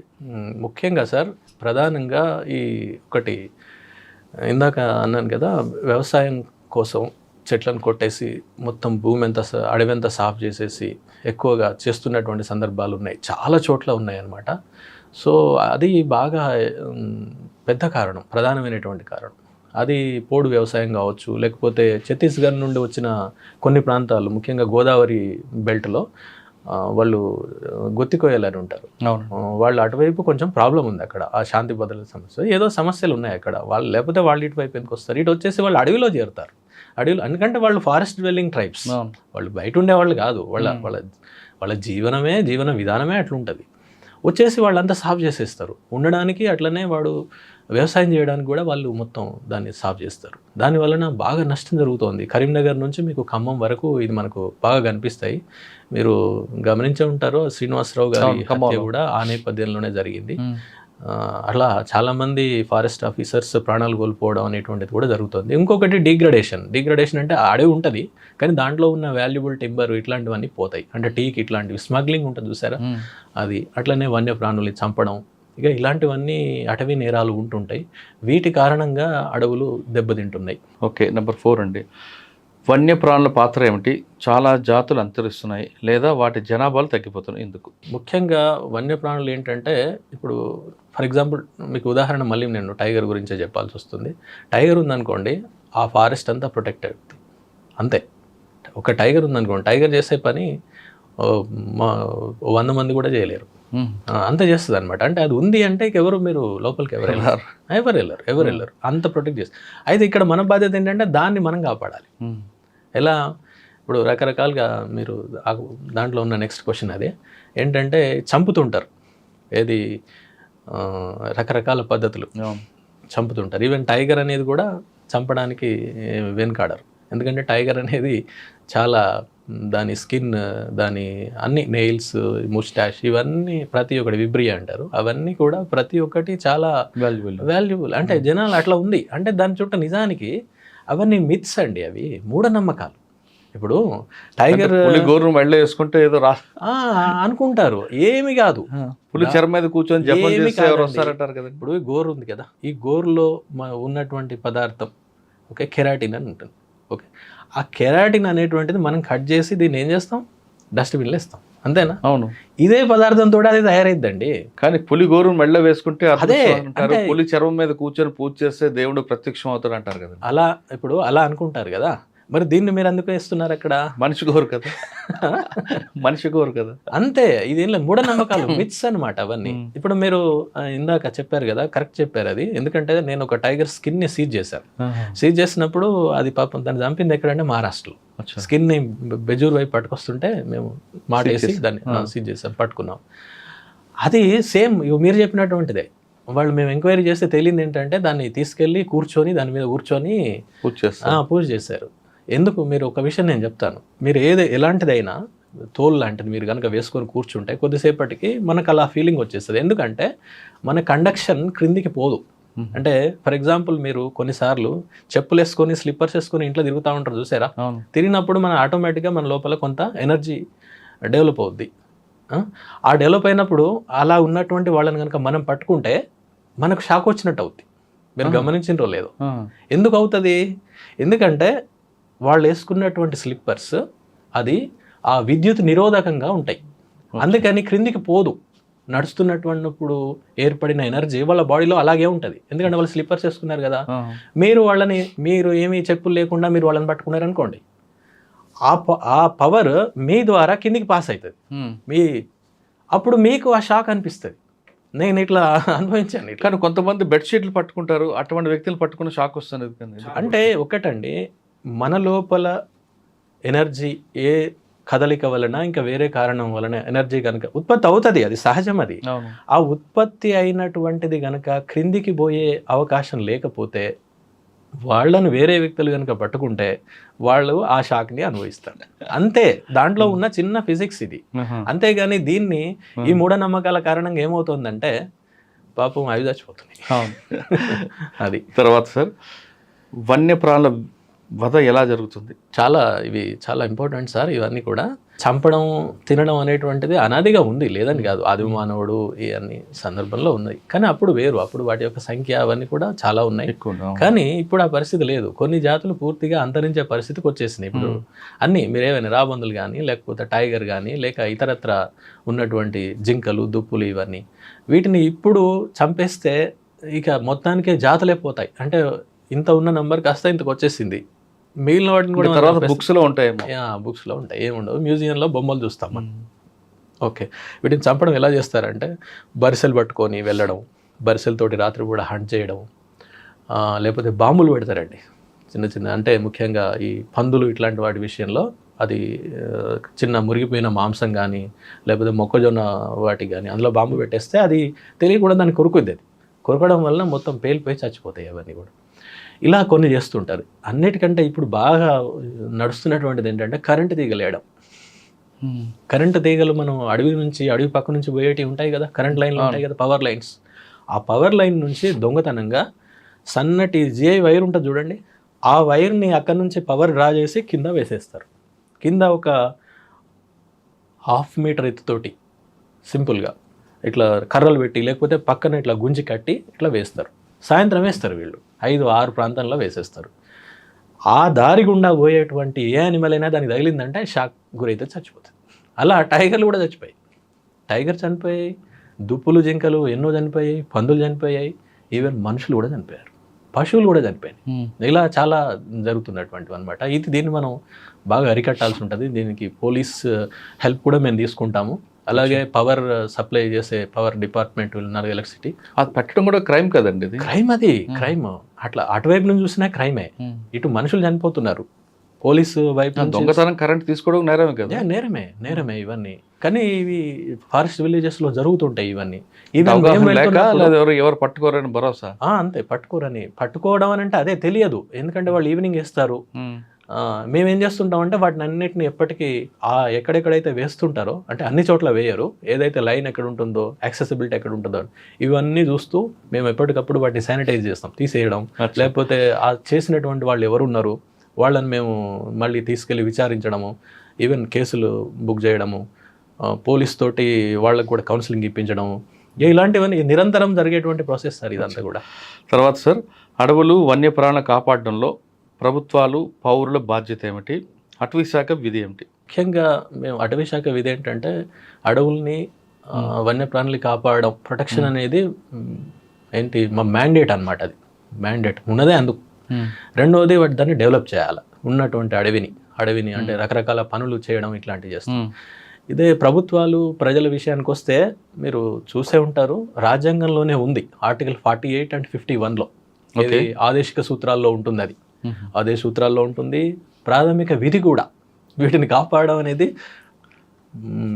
సిటిజన్స్, పౌరుల విధి అంటే కేవలం వాళ్ళెవరో చేస్తారని కాదు, క్లియర్గా మీకు అడవులు వన్యప్రాణులను కాపాడాలి అని రాసి ఉంటుంది దాంట్లో. అలాగే డైరెక్టివ్ ప్రిన్సిపల్స్లో కూడా ఆదేశిక సూత్రాలు ఉంటాయి కదా, తప్పనిసరి ప్రభుత్వాలు దీన్ని కాపాడడానికి అన్ని రకాల చర్యలు తీసుకోవాలి అనేటువంటిది కూడా ఉంటుందన్నమాట. సో వీటిని ప్రాధాన్యత రంగంగా దీన్ని గుర్తించాలి. అంటే ఏమైనా ఇప్పుడు మనం కేవలం ప్రభుత్వాల బాధ్యత కాదు, ప్రతి మనిషి తనని ఏ విధంగా కాపాడుకుంటున్నాడో ఆ విధంగా అడవిని కాపాడే బాధ్యత ఉంది. లేకపోతే మీకు రాను పీల్చడానికి కూడా దొరకదు, గాలి కూడా కొనుక్కోవాలి, నీరు కొనుక్కున్నట్లు దొరకదు. అలాంటి పరిస్థితులు వస్తాయి.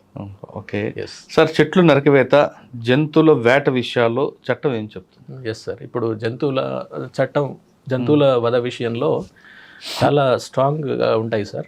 మీరు వినే ఉంటారు, చాలా పెద్ద పెద్ద పవర్ఫుల్ పీపుల్ కూడా వన్యప్రాణుల వేటలో జైలుకి వెళ్ళిన సందర్భాలు మనం ఎన్నో చూసాం కదా, చాలా పెద్ద పెద్ద ప్రముఖులు. ఇక అలాంటి అంత పెద్ద ప్రముఖమైన వ్యక్తులే 20 ఏళ్ళుగా కోట్ల చుట్టూ తిరుగుతున్నప్పుడు ఒకసారి ఆలోచించాలి, సామాన్య జనాలు ఎంత ఇబ్బంది పడతారు. చెట్టు ఉందండి ఇంటి ముందు, అది తీసేయండి అంటాడు ఒక ఆయన వచ్చి, దాని చెట్టు నరకాలంటే ఒక సిస్టమ్ ఉంది. ఆ ప్రొసీజర్ ఏం చెప్పి అయితే ఏంటంటే సార్, ఫారెస్ట్ లో కనుక నరికితే అది అటవీ చట్టం వస్తుంది, అటవీ చట్టం. అదే ఫారెస్ట్ కాకుండా బయట ఉందనుకోండి, ఫారెస్ట్ భూమి కాకుండా అది పట్టణం కావచ్చు, ఇంకా వేరే ప్రాంతాలు ఏవైనా అవుతే దానికి ఏంటంటే వాల్టా అని ఒక చట్టం ఉంటుంది.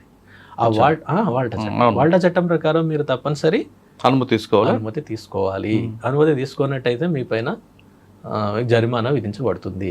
అదే అడవిలో అనుకోండి, అడవిలో కనుక ఫారెస్ట్ కనుక నరికేస్తే సంవత్సరం నుండి 3 సంవత్సరాల వరకు వాళ్ళకి జైలు శిక్ష కూడా విధించవచ్చు.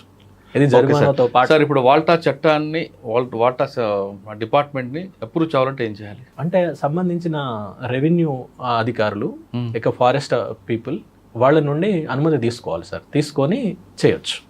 అంటే అది ఏ విధంగా మీకు బాగా ఇబ్బంది పడుతుంది, ఓకే, దానికి ఏం చేస్తారంటే మీకు అనుమతి ఇస్తారు.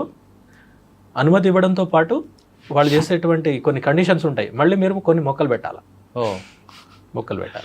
అట్లా ఆ కండిషనల్గా వాళ్ళు అనుమతిస్తారు, అప్పుడు మనం చేసుకోవచ్చు. అది కూడా అన్ని జాతులు కాదు, కొన్ని జాతులకి ఇస్తారు, కొన్ని ఎగ్జామ్టెడ్ ఉంటాయి, దానికి మనం ఎగ్జామ్టెడ్ మనం చేసుకోవచ్చు. సార్, మానవ వన్యప్రాణ సంఘర్షణ ఎందుకు ఏర్పడుతుంది? అదే సార్, ముఖ్యంగా ఏంటంటే అడవులు నాశనం కావడం, అడవులు ఉన్నటువంటివి కాస్త వాటి క్వాలిటీ దెబ్బతినడం వల్ల ఇవి బయటకు వచ్చేస్తున్నాయి. వాటి ఆహారం కొన్ని చోట్ల మీకు చెప్తాను, ఇప్పుడు ఇండోనేషియా లాంటి దేశాల్లో అడవి పుల్ల సంఖ్య బాగా తగ్గిపోయింది. ఎందుకు తగ్గిపోయింది అని రీసెర్చ్ చేసి తెలిస్తే ఏమైంది తెలుసా? టైగర్స్ వేటినైతే తింటాయో వాటిని వేటాడి వీళ్ళు తినేశారు. అంటే వీళ్ళు తిని సరిపోక అంటే దాన్ని ఏమంటారు, ప్రే బేస్ తగ్గిపోవడం వలన టైగర్స్ బయటకు వచ్చేస్తాయి. ఎస్, అంటే ఇలా కారణాలు రకరకాలుగా ఉంటాయి. అంటే ఆవాసం దెబ్బతినడం కావచ్చు, ముఖ్యంగా ప్రధానంగా ఆవాసం దెబ్బతినడమే. ఇప్పుడు దాని యొక్క అడవిని మనం వ్యవసాయం కోసమో ఇంకా ఇతరత్ర వాటి గురించి మనం నాశనం చేస్తున్నాం అనుకోండి, మరి అవి ఎక్కడ ఉంటాయి, బయటకు వచ్చేస్తాయి. అట్లా. అలాగే మనం రకరకాల అవసరాల కోసం ఫారెస్ట్ని ఉపయోగించుకోవడం సార్. ఓకే, అంటే కొన్ని కలప కోసం, కలపేతర, ఇప్పుడు ఫర్ ఎగ్జాంపుల్ తునికాకు, లేకపోతే చీపురు, లేకపోతే రకరకాల గమ్స్, వీటన్నిటి గురించి కూడా ఆ చుట్టుప్రక్కల ఉన్నటువంటి వాళ్ళు వాటి మీద ఆధారపడతారు. ఉంటాయి, వాళ్ళకు కూడా ఉంటాయి. అలాంటి సందర్భంలో కూడా గతంలో అంత పెద్దగా జరిగేటివి కాదు, కానీ ఇప్పుడు ఆవాసం దెబ్బతినడం కారణంగా ఇవి కొన్ని జరుగుతున్నాయి. సార్, పులులు, చిరుతలు, ఎలుగుబంట్లు, ఏనుగులు వంటి జంతువుల వలన సంఘర్షణ తలెత్తినప్పుడు, శాకాహార జంతువుల వలన నష్టం కలిగినప్పుడు ఏం చేయాలి? సార్ ఇదేంటంటే ఒకవేళ మనకు 2-3 రకాలుగా ఉంటాయి సార్ ఈ ప్రాబ్లమ్స్. ఒకటి ఆ యానిమల్ వలన ఇంజూరీ కావడం, మనుషులు ఇంజూరీ కావడం. రెండవది చనిపోవడం కూడా జరుగుతుంది. ఇంకొకసారి కొన్ని అవయవాలు కోల్పోవడం అలా జరుగుతుంది. లేక పంటల డ్యామేజ్ కూడా జరుగుతుంది. పందులు వచ్చేస్తాయి, విపరీతంగా నాశనం చేసేసి వెళ్ళిపోతాయి. సో ఇది జరిగినప్పుడు ఏనుగులు వస్తాయి, చెరుకు పంట నాశనం చేస్తాయి, జరుగుతాయి. ఇప్పుడు మొన్న అక్కడ దాకా ఏనుగు ఒకటి ఇదే బెజూర్ ప్రాంతంలోనే పెంచుకలపేట రేంజ్ అని ఉంటుంది. 3 రేంజెస్ దాటుకుంటూ ఒకవైపు నుండి ఎంటర్ అయ్యి ఇంకో వైపు నుండి వెళ్ళిపోయింది. ఈ వెళ్ళిపోయే క్రమంలో 2 చంపేసింది. అది 2 చనిపోయారు, 2 ప్రాణాలు పోయినాయి పాపం. ఎందుకంటే అక్కడ ఏనుగు టాపిక్ వచ్చింది కాబట్టి, ఏనుగు చంపడం అనేది సాధారణంగా చేయదు. అవును, ఏ జంతువు అయినా సరే తన ప్రాణాన్ని కాపాడుకోవాలనే ఉద్దేశం ఉంటుంది తప్ప మనుషుల మీద అటాచ్ చేయడం ఉంటుంది. ఏనుగు మనకు కాషన్స్ ఇస్తుంది అటు కదండి. అవును, అన్ని టైగర్ కూడా, ఏ యానిమల్ అయినా కూడా. ఇప్పుడు మీరు అక్కడ దాకా ఎందుకు సార్, మీరు మనకు బాగా తెలిసిన ఎగ్జాంపుల్ నేను ఒకటి చెప్తాను. ఇప్పుడు మీరు కుక్కలు ఉన్నాయి అక్కడ, ఓకే, మనం వెళ్తున్నాం, మనం మరీ దగ్గరికి వెళ్ళామనుకోండి, అది వెంటనే మన మీద పడేమి కరవదు. అది ఫస్ట్ అది మనకు గుర్రమంటది, అది వార్నింగ్ ఇస్తుంది. అప్పుడు మనం ఎక్కడో మాట్లాడుతూ ఉంటాం, ఏ మొబైల్లో చూస్తూ ఉంటాం, మనం ఏమి పట్టించుకోం దాన్ని. అంటే జనరల్గా మన హ్యూమన్ టెండెన్సీ అది, నేను పర్సన్ అనట్లేదు. అయినా చూడకుండా దాని దగ్గరికి వెళ్ళిపోతాం, మీద పడితే. అంటే ప్రతి దానికి ఏంటంటే దానికంటూ ఒక బార్డర్లో ఉన్నప్పుడు ఒక ప్రత్యేకమైన ఏరియా ఉంటుంది. ఆ ఏరియా వరకు అది థ్రెట్ను పర్సీవ్ చేయదు. ఏం కాదులే, ఇక్కడి వరకు వచ్చినా కూడా నేను వెళ్ళిపోవచ్చు అని అనుకుంటుంది అనమాట. మీరు ఆ లిమిట్ని కూడా దాటారు, మీద పడితే.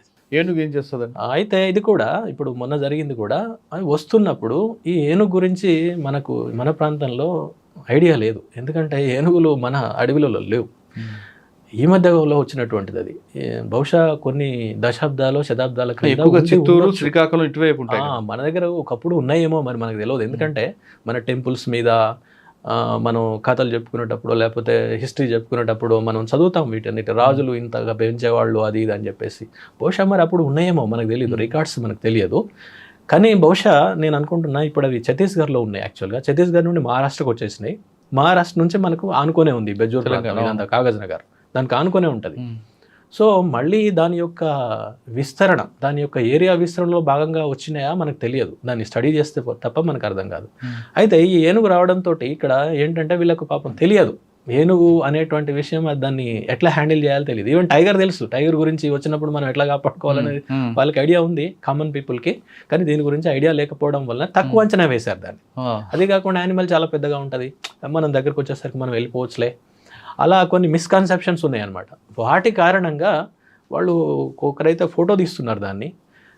సో ఇక అది unfortunately really it's a great. ఏనుగు ఎదురు పడినప్పుడు ఏం చేయాలి, ఎలా తప్పించుకోవాలి? అంటే జనరల్గా సార్ మనం ఎప్పుడు కూడా కొన్ని 100 మీటర్లు మనం దానికి దూరంగానే ఉండాలి. ఎందుకంటే అది వైల్డ్ యానిమల్.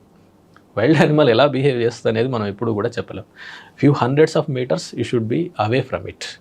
సో దాన్ని మనం ఎప్పుడు కూడా డిస్టర్బ్ చేయకూడదు. దాని మానసిక స్థితి ఎలా ఉంది ఏంటనేది మనకు తెలియదు. ఇప్పుడు పక్క ఉన్న మనుషుల సివిలైజ్డ్ పీపుల్ యొక్క మెంటాలిటీనే మనం ఒక్కొక్కసారి అంచనా వేయలేము. అలాంటిది it is a wild animal. Wild animal యొక్క అది ఎలా ఉందో తెలియదు. మళ్ళీ అదేంటంటే ముఖ్యంగా మొన్న వచ్చినటువంటిది మస్తులో ఉంది అంటారు. మస్త్ అనేటువంటిది ఒక టెండెన్సీ అనమాట. అది ఎప్పుడంటే కొన్ని మగ ఏనుగుల్లో ఇప్పుడు మన కౌమార దశలో ఉన్న పిల్లలు ఎట్లయితే బిహేవ్ చేస్తారో అప్పుడు అవి కొంచెం అబ్నార్మల్గా బిహేవ్ చేస్తాయి. నార్మల్ బిహేవియర్ కాకుండా అబ్నార్మల్గా ఉన్నప్పుడు అది ఎలా బిహేవ్ చేస్తాయి అనేది మనం యూ కెనాట్ ప్రెడిక్ట్. సో ఏదైనా జరగచ్చు. సో అలా కూడా ఉండొచ్చు అని కొంతమంది దానిపైన పనిచేసినటువంటి వాళ్ళు అన్నారు. అదే అయి ఉండొచ్చు, లేక అది ఏరియాని సెర్చ్ చేసుకోవడానికి కూడా కావచ్చు. అంటే నెక్స్ట్ వాటి యొక్క ఏరియా విస్తరణలో భాగంగా కూడా చూసి ఉండొచ్చు. ఇలా రకరకాల. ఇప్పుడు మీరు చెప్పారు కదా ఛత్తీస్గఢ్ నుంచి మహారాష్ట్ర మీద వచ్చింది. ఎస్, అంటే నెక్స్ట్ గుంపు వచ్చే అవకాశం ఉంది అంటారు? ఉండొచ్చు సార్. అందుకనే మా వాళ్ళు అటవీ శాఖ దీనిపైన మంచి ఏంటి ఒకవేళ వస్తే మనం ఏం చేయాలి, దీనిపైన 2-3 వర్క్షాప్స్ కూడా పెట్టారు, మీటింగ్స్ పెట్టారు. మనం ఏం చేయాలనే దాని మీద జరుగుతున్నాయి కొన్ని. ఓకే సార్, కొత్త ఎక్స్పీరియన్స్. ఫైనల్గా అడవుల సంరక్షణకు మనం ఏం చేయాలి? అందరూ చేయాల్సిన ప్రభుత్వాలు ఏం చేయాలి, ప్రజలు ఏం చేయాలి? ప్రభుత్వాలు దీన్ని ప్రాధాన్యత కలిగిన రంగంగా దీన్ని గుర్తించాలి. అంటే ఇప్పుడు మనం పోలీస్, రెవెన్యూ ఇంకా ఎట్సెట్రా వాటికి ఇచ్చినటువంటి ప్రాధాన్యత ఎప్పుడు చూసినా అవి ముందు ఉంటాయి. అవును, ఫారెస్ట్ అనగానే ఎక్కడో ఉంటుంది అది చివర. అలా కాకుండా, ఎందుకంటే ఎకోసిస్టమ్ ఆధారంగా మనం గాలి, నీళ్లు ఇట్లాంటివన్నీ కేవలం కలప డబ్బులే కాకుండా ఇట్లా ఆలోచించినప్పుడు చాలా ముఖ్యమైనటువంటి వనరు కాబట్టి దాన్ని ఏ పేరుతోనైనా దాన్ని నాశనం జరగకుండా జరిగేటువంటి దాన్ని ఆపాలి, దాన్ని రక్షించాలి. అలాగే కొన్ని నశిస్తున్నటువంటి జాతులు, ఫర్ ఎగ్జాంపుల్ రాబందులే అనుకోండి, ఇంకా వేరే ఏవైనా టైగర్సే అనుకోండి, వీటి గురించి చాలా మంచి సంరక్షణ చర్యలు బాగా చేపట్టాలి. ముఖ్యంగా అవి ఖాళీలు ఉంటున్నాయి బాగా. ఇప్పుడు మీరు చూసారు కదా, 5,000 మంది ఉంటాయి. 5,000 కాదు, కనీసం 10,000 మంది అయినా మినిమం ఉండాలి. చాలా చోట్ల ఖాళీలు ఉంటాయి. అలా ఖాళీలు ఉండకుండా అంతా నింపేసి వీళ్ళకు ట్రైనింగ్స్ ఇట్లాంటివి ఇవ్వడము, దీన్ని కొంచెం స్ట్రెంథన్ చేయాలి సార్. స్ట్రెంథన్ కనుక చేస్తే తప్పకుండా ఉంటుంది. అలాగే ప్రజల్లో కూడా అవగాహన కల్పించాలి. మీరు మొదలుపెట్టిన దాంతో నేను ఏం చేస్తాను, అవగాహన అనేది చాలా ఇంపార్టెంట్ అన్ని చోట్ల. ఇప్పుడు మనం చిన్న చిన్న వాటికే ఎంతో, ఇప్పుడు ఒక చిన్న సబ్బో, టూత్పేస్ట్ ఉందనుకోండి, దాని మీద ఎంత ఖర్చు పెడతారు అడ్వర్టైజ్మెంట్ కోసం? లెక్కలేనంత ఖర్చు పెడతారు, మనకు తెలియకుండానే అది కొనిస్తాం వెళ్ళి. ఆ చిన్నది అది ఉన్నా లేకపోయినా పెద్ద it doesn't make any difference.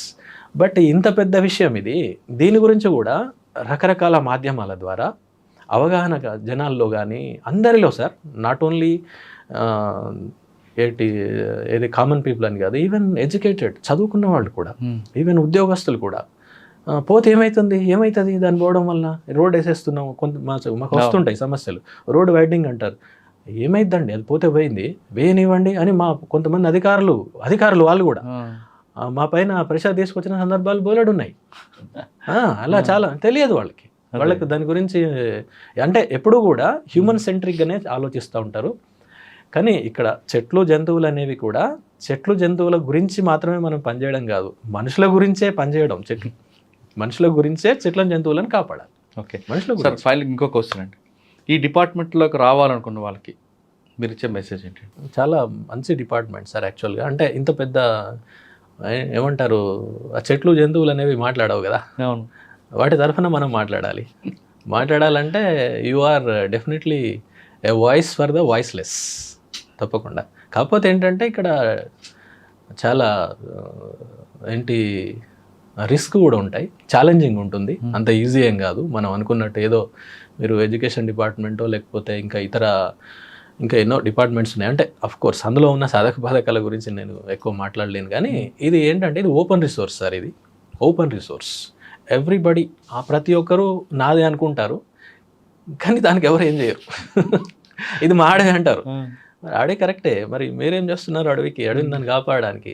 దాంట్లో ఉన్నటువంటి మనం తీసుకుంటాం. సరే, దగ్గర ఉన్నటువంటి సముదాయాలు, సమాజాలు వాటి మీద ఆధారపడడం తప్పేం కాదు, కానీ దాన్ని నాశనం చేయకూడదు. ఎందుకంటే అది మన గురించి మాత్రమే కాదు, మన ముందు తరాలు అనుభవించారు. 10 తరాలు 50 తరాల ముందుకెళ్ళినా అదే అడవి మీకు ఉపయోగపడింది. మీ తరం కూడా పోయిన తర్వాత మళ్ళీ 50-100 తరాలు వస్తాయి. అన్ని తరాలకు కూడా అది ఉపయోగపడాలి. అలా కాకుండా మనం ఇప్పుడే మొత్తం ఎక్స్ప్లాయిట్ చేస్తే అది నాశనం అయిపోతుంది. అంటే ఇది ఒక రకంగా మా వాళ్ళు చెప్పే మాట ఉంటుంది ఒకటి, అంటే we're working for not only for this generation, but we're working for the generations to come. వచ్చే జనరేషన్స్ కూడా మనం చేస్తున్నాము అని మా కొంతమంది సీనియర్ ఆఫీసర్స్ మమ్మల్ని ఇన్స్పైర్ చేస్తుంటారు అనమాట. అంటే కొద్దిమంది ఉంటారు, there are certain people who are really guiding us. కాకపోతే రిస్క్స్ ఉంటాయి, నేను కాదనట్లేదు. చాలామంది వదిలిపెట్టిపోదాం అది ఇదని అనుకుంటూ ఉంటారు వేరే ప్రయత్నాల వల్ల, ఎందుకంటే వాళ్ళకు కొన్ని ప్రెషర్స్ కూడా ఉంటాయి అనమాట. ఇప్పుడు నేను మీకు ఇందాక అన్నాను కదా, చదువుకున్న వాళ్ళే సహకరించట్లేదు, వేరే ఇతర ఉద్యోగస్తులే సహకరించారు. పోతే ఏమవుతుందండి, అదేం పోతే ఏమవుతుంది, వేసేద్దాం, రోడ్ వేసేద్దాం, లేకపోతే అది కట్టేద్దాం, ఇది కట్టేద్దాం. కరెక్టే సార్, దానికి ఒక ప్రొసీజర్ ఉంది కదా. ఇప్పుడు ఒకటి మీరు రోడ్డు వేయాలన్నా, వేరే ఏదైనా కట్టాలన్నా కూడా నేను ఇక్కడ మీకు ఒక మాట చెప్పాలి, ఎలాంటి డెవలప్మెంటల్ వర్క్స్కి ఫారెస్ట్ డిపార్ట్మెంట్ ఏం వ్యతిరేకం కాదు. ఇప్పుడు ఒక రోడ్ వేస్తున్నారు, చిన్న రోడ్డు కాస్త 4 లేన్ల రోడ్ వేశారు, దానికి పర్మిషన్ తీసుకోవాలి. ఒకటి అటవీ సంరక్షణ చట్టం 1980, ఫారెస్ట్ కన్జర్వేషన్ యాక్ట్ 1980 అని ఒకటి ఉంటుంది. అది ఏం చెప్పిద్దంటే, మీకు ఫర్ ఎగ్జాంపుల్ మీకు ఒక 100 ఎకరాల భూమి కావాలి ఒక రోడ్డుకి, మీరు 100 ఎకరాల భూమి మళ్ళీ వేరే చోట ఇవ్వాలి. ఇచ్చి మీరు ఇచ్చేటువంటి భూమిలో ఎట్లాగో చెట్లు ఉండవు, మళ్ళీ చెట్లు పెంచే విధంగా డబ్బులు కూడా ఇవ్వాలి. ఓకే, అయిన తర్వాత మీకు ఇది హ్యాండ్ ఓవర్ చేస్తారు. కరెక్టే కదా అది. రైట్. అట్లా లేకపోతే ఏమవుతుంది, ఉన్నది కాస్త పోతుంటుంది కదా, అవునండి, చివరికి అక్కడ ఏం మిగలదు, ఇక అడవి ఏం మిగలదు. రైట్. ఇది అందరూ ప్రొసీజర్ ఫాలో కావాలి. ఇంకా దురదృష్టం ఏంటంటే కొంతమందికి ఇది ఉన్న సంగతి కూడా తెలియదు. కొంతమంది ఏమో నిర్లక్ష్యం చేస్తారు. ఏం కాదులేండి, ఏమున్నది, చిన్నదే కదండి, దానికి ఏమవుతుంది, మీరు చేసేయండి అని మాట్లాడే వాళ్ళు కూడా చాలామంది ఉంటారు. కానీ ఎప్పుడైతే ఈ అవగాహన కల్పించడం అనేది జరిగితే, ఈవెన్ కోర్టుల్లో కూడా సార్, కోర్టులోకి వెళ్ళినప్పుడు కూడా ఎలా ఉంటుందంటే, ఈవెన్ మ్యాజిస్ట్రేట్స్ అట్లాంటి వాళ్ళకి మేము సార్ ఈ చెట్లు కొట్టారు, జంతువులు కొట్టారు అంటే, వాళ్ళు ఈ మనుషులకు సంబంధించి ఎన్నో చూసుంటారు కదా, మనుషులదే పెద్ద పట్టించుకున్నప్పుడు ఈ జంతువులది ఏముందండి అన్న మాట్లాడే సందర్భాలు కూడా చాలా ఉంటాయి. కానీ మేము వాళ్ళకి కన్విన్స్ చేయాలి, అట్లా కాదు సార్, ఇలా ఉంటుంది, మీరు దీన్ని ఇట్లా చేయండి. అలాగే ఎవిడెన్సెస్, అది కూడా పెద్ద సమస్య మాకు. ఎందుకంటే ఇది అడవులలో జరుగుతాయి సార్, అవును, లోపల ఎక్కడో జరుగుతుంది. అక్కడ ఎవడు మీకు ఎవిడెన్స్ ఇస్తాడు, అడుగుతాడు. ఇవి చాలా వరకు ఇదో పెద్ద తలనొప్పి అయిపోతుంటుంది. అయినప్పటికీ మేము రిమైండ్ చేస్తుంటాము, ఛార్జ్ షీట్స్ వేస్తుంటాము, చూస్తుంటా. అంటే మా సిబ్బంది, పరిమితమైన సిబ్బంది ఉన్నప్పటికీ కూడా we try best to do our level best. Okay, చూస్తుంటాం. సమస్త మానవాళి హాయిగా ఆరోగ్యంగా ఉండాలంటే అడవులు అవసరం అంటున్నారు రామ్మోహన్ గారు. అడవిని కాపాడే బాధ్యత కేవలం అటవీ శాఖ ఒకటే కాదు, ప్రతి ఒక్కరు కూడా బాధ్యతగా తీసుకుంటే అడవి అనేది మనకే కాదు భావి తరాలకు కూడా ఎంతో ఉపయోగపడుతుంటారు. ఒకవేళ అడవి కానీ కనుమరుగైతే అది కేవలం పుస్తకాలు మాత్రమే పరిమితి అయితే కరోనా లాంటి పరిస్థితులు మరొకసారి వచ్చే అవకాశం ఉందని చాలా స్పష్టంగా తెలుస్తుంది. ఇది రామ్మోహన్ గారితో ఎక్స్క్లూజివ్. వచ్చే వారం మరొక ఇష్టం మళ్ళీ కలుద్దాం. అంతవరకు నమస్తే. Thank you sir, thank you very much. నమస్తే. మీరు ఎంత సబ్జెక్ట్ ఇచ్చారంటే వినే వాళ్ళకి మరి వాళ్ళు ఏ విధంగా తీసుకుంటారో చూడాలి. తప్పకుండా సార్, థ్యాంక్ యూ. నమస్తే.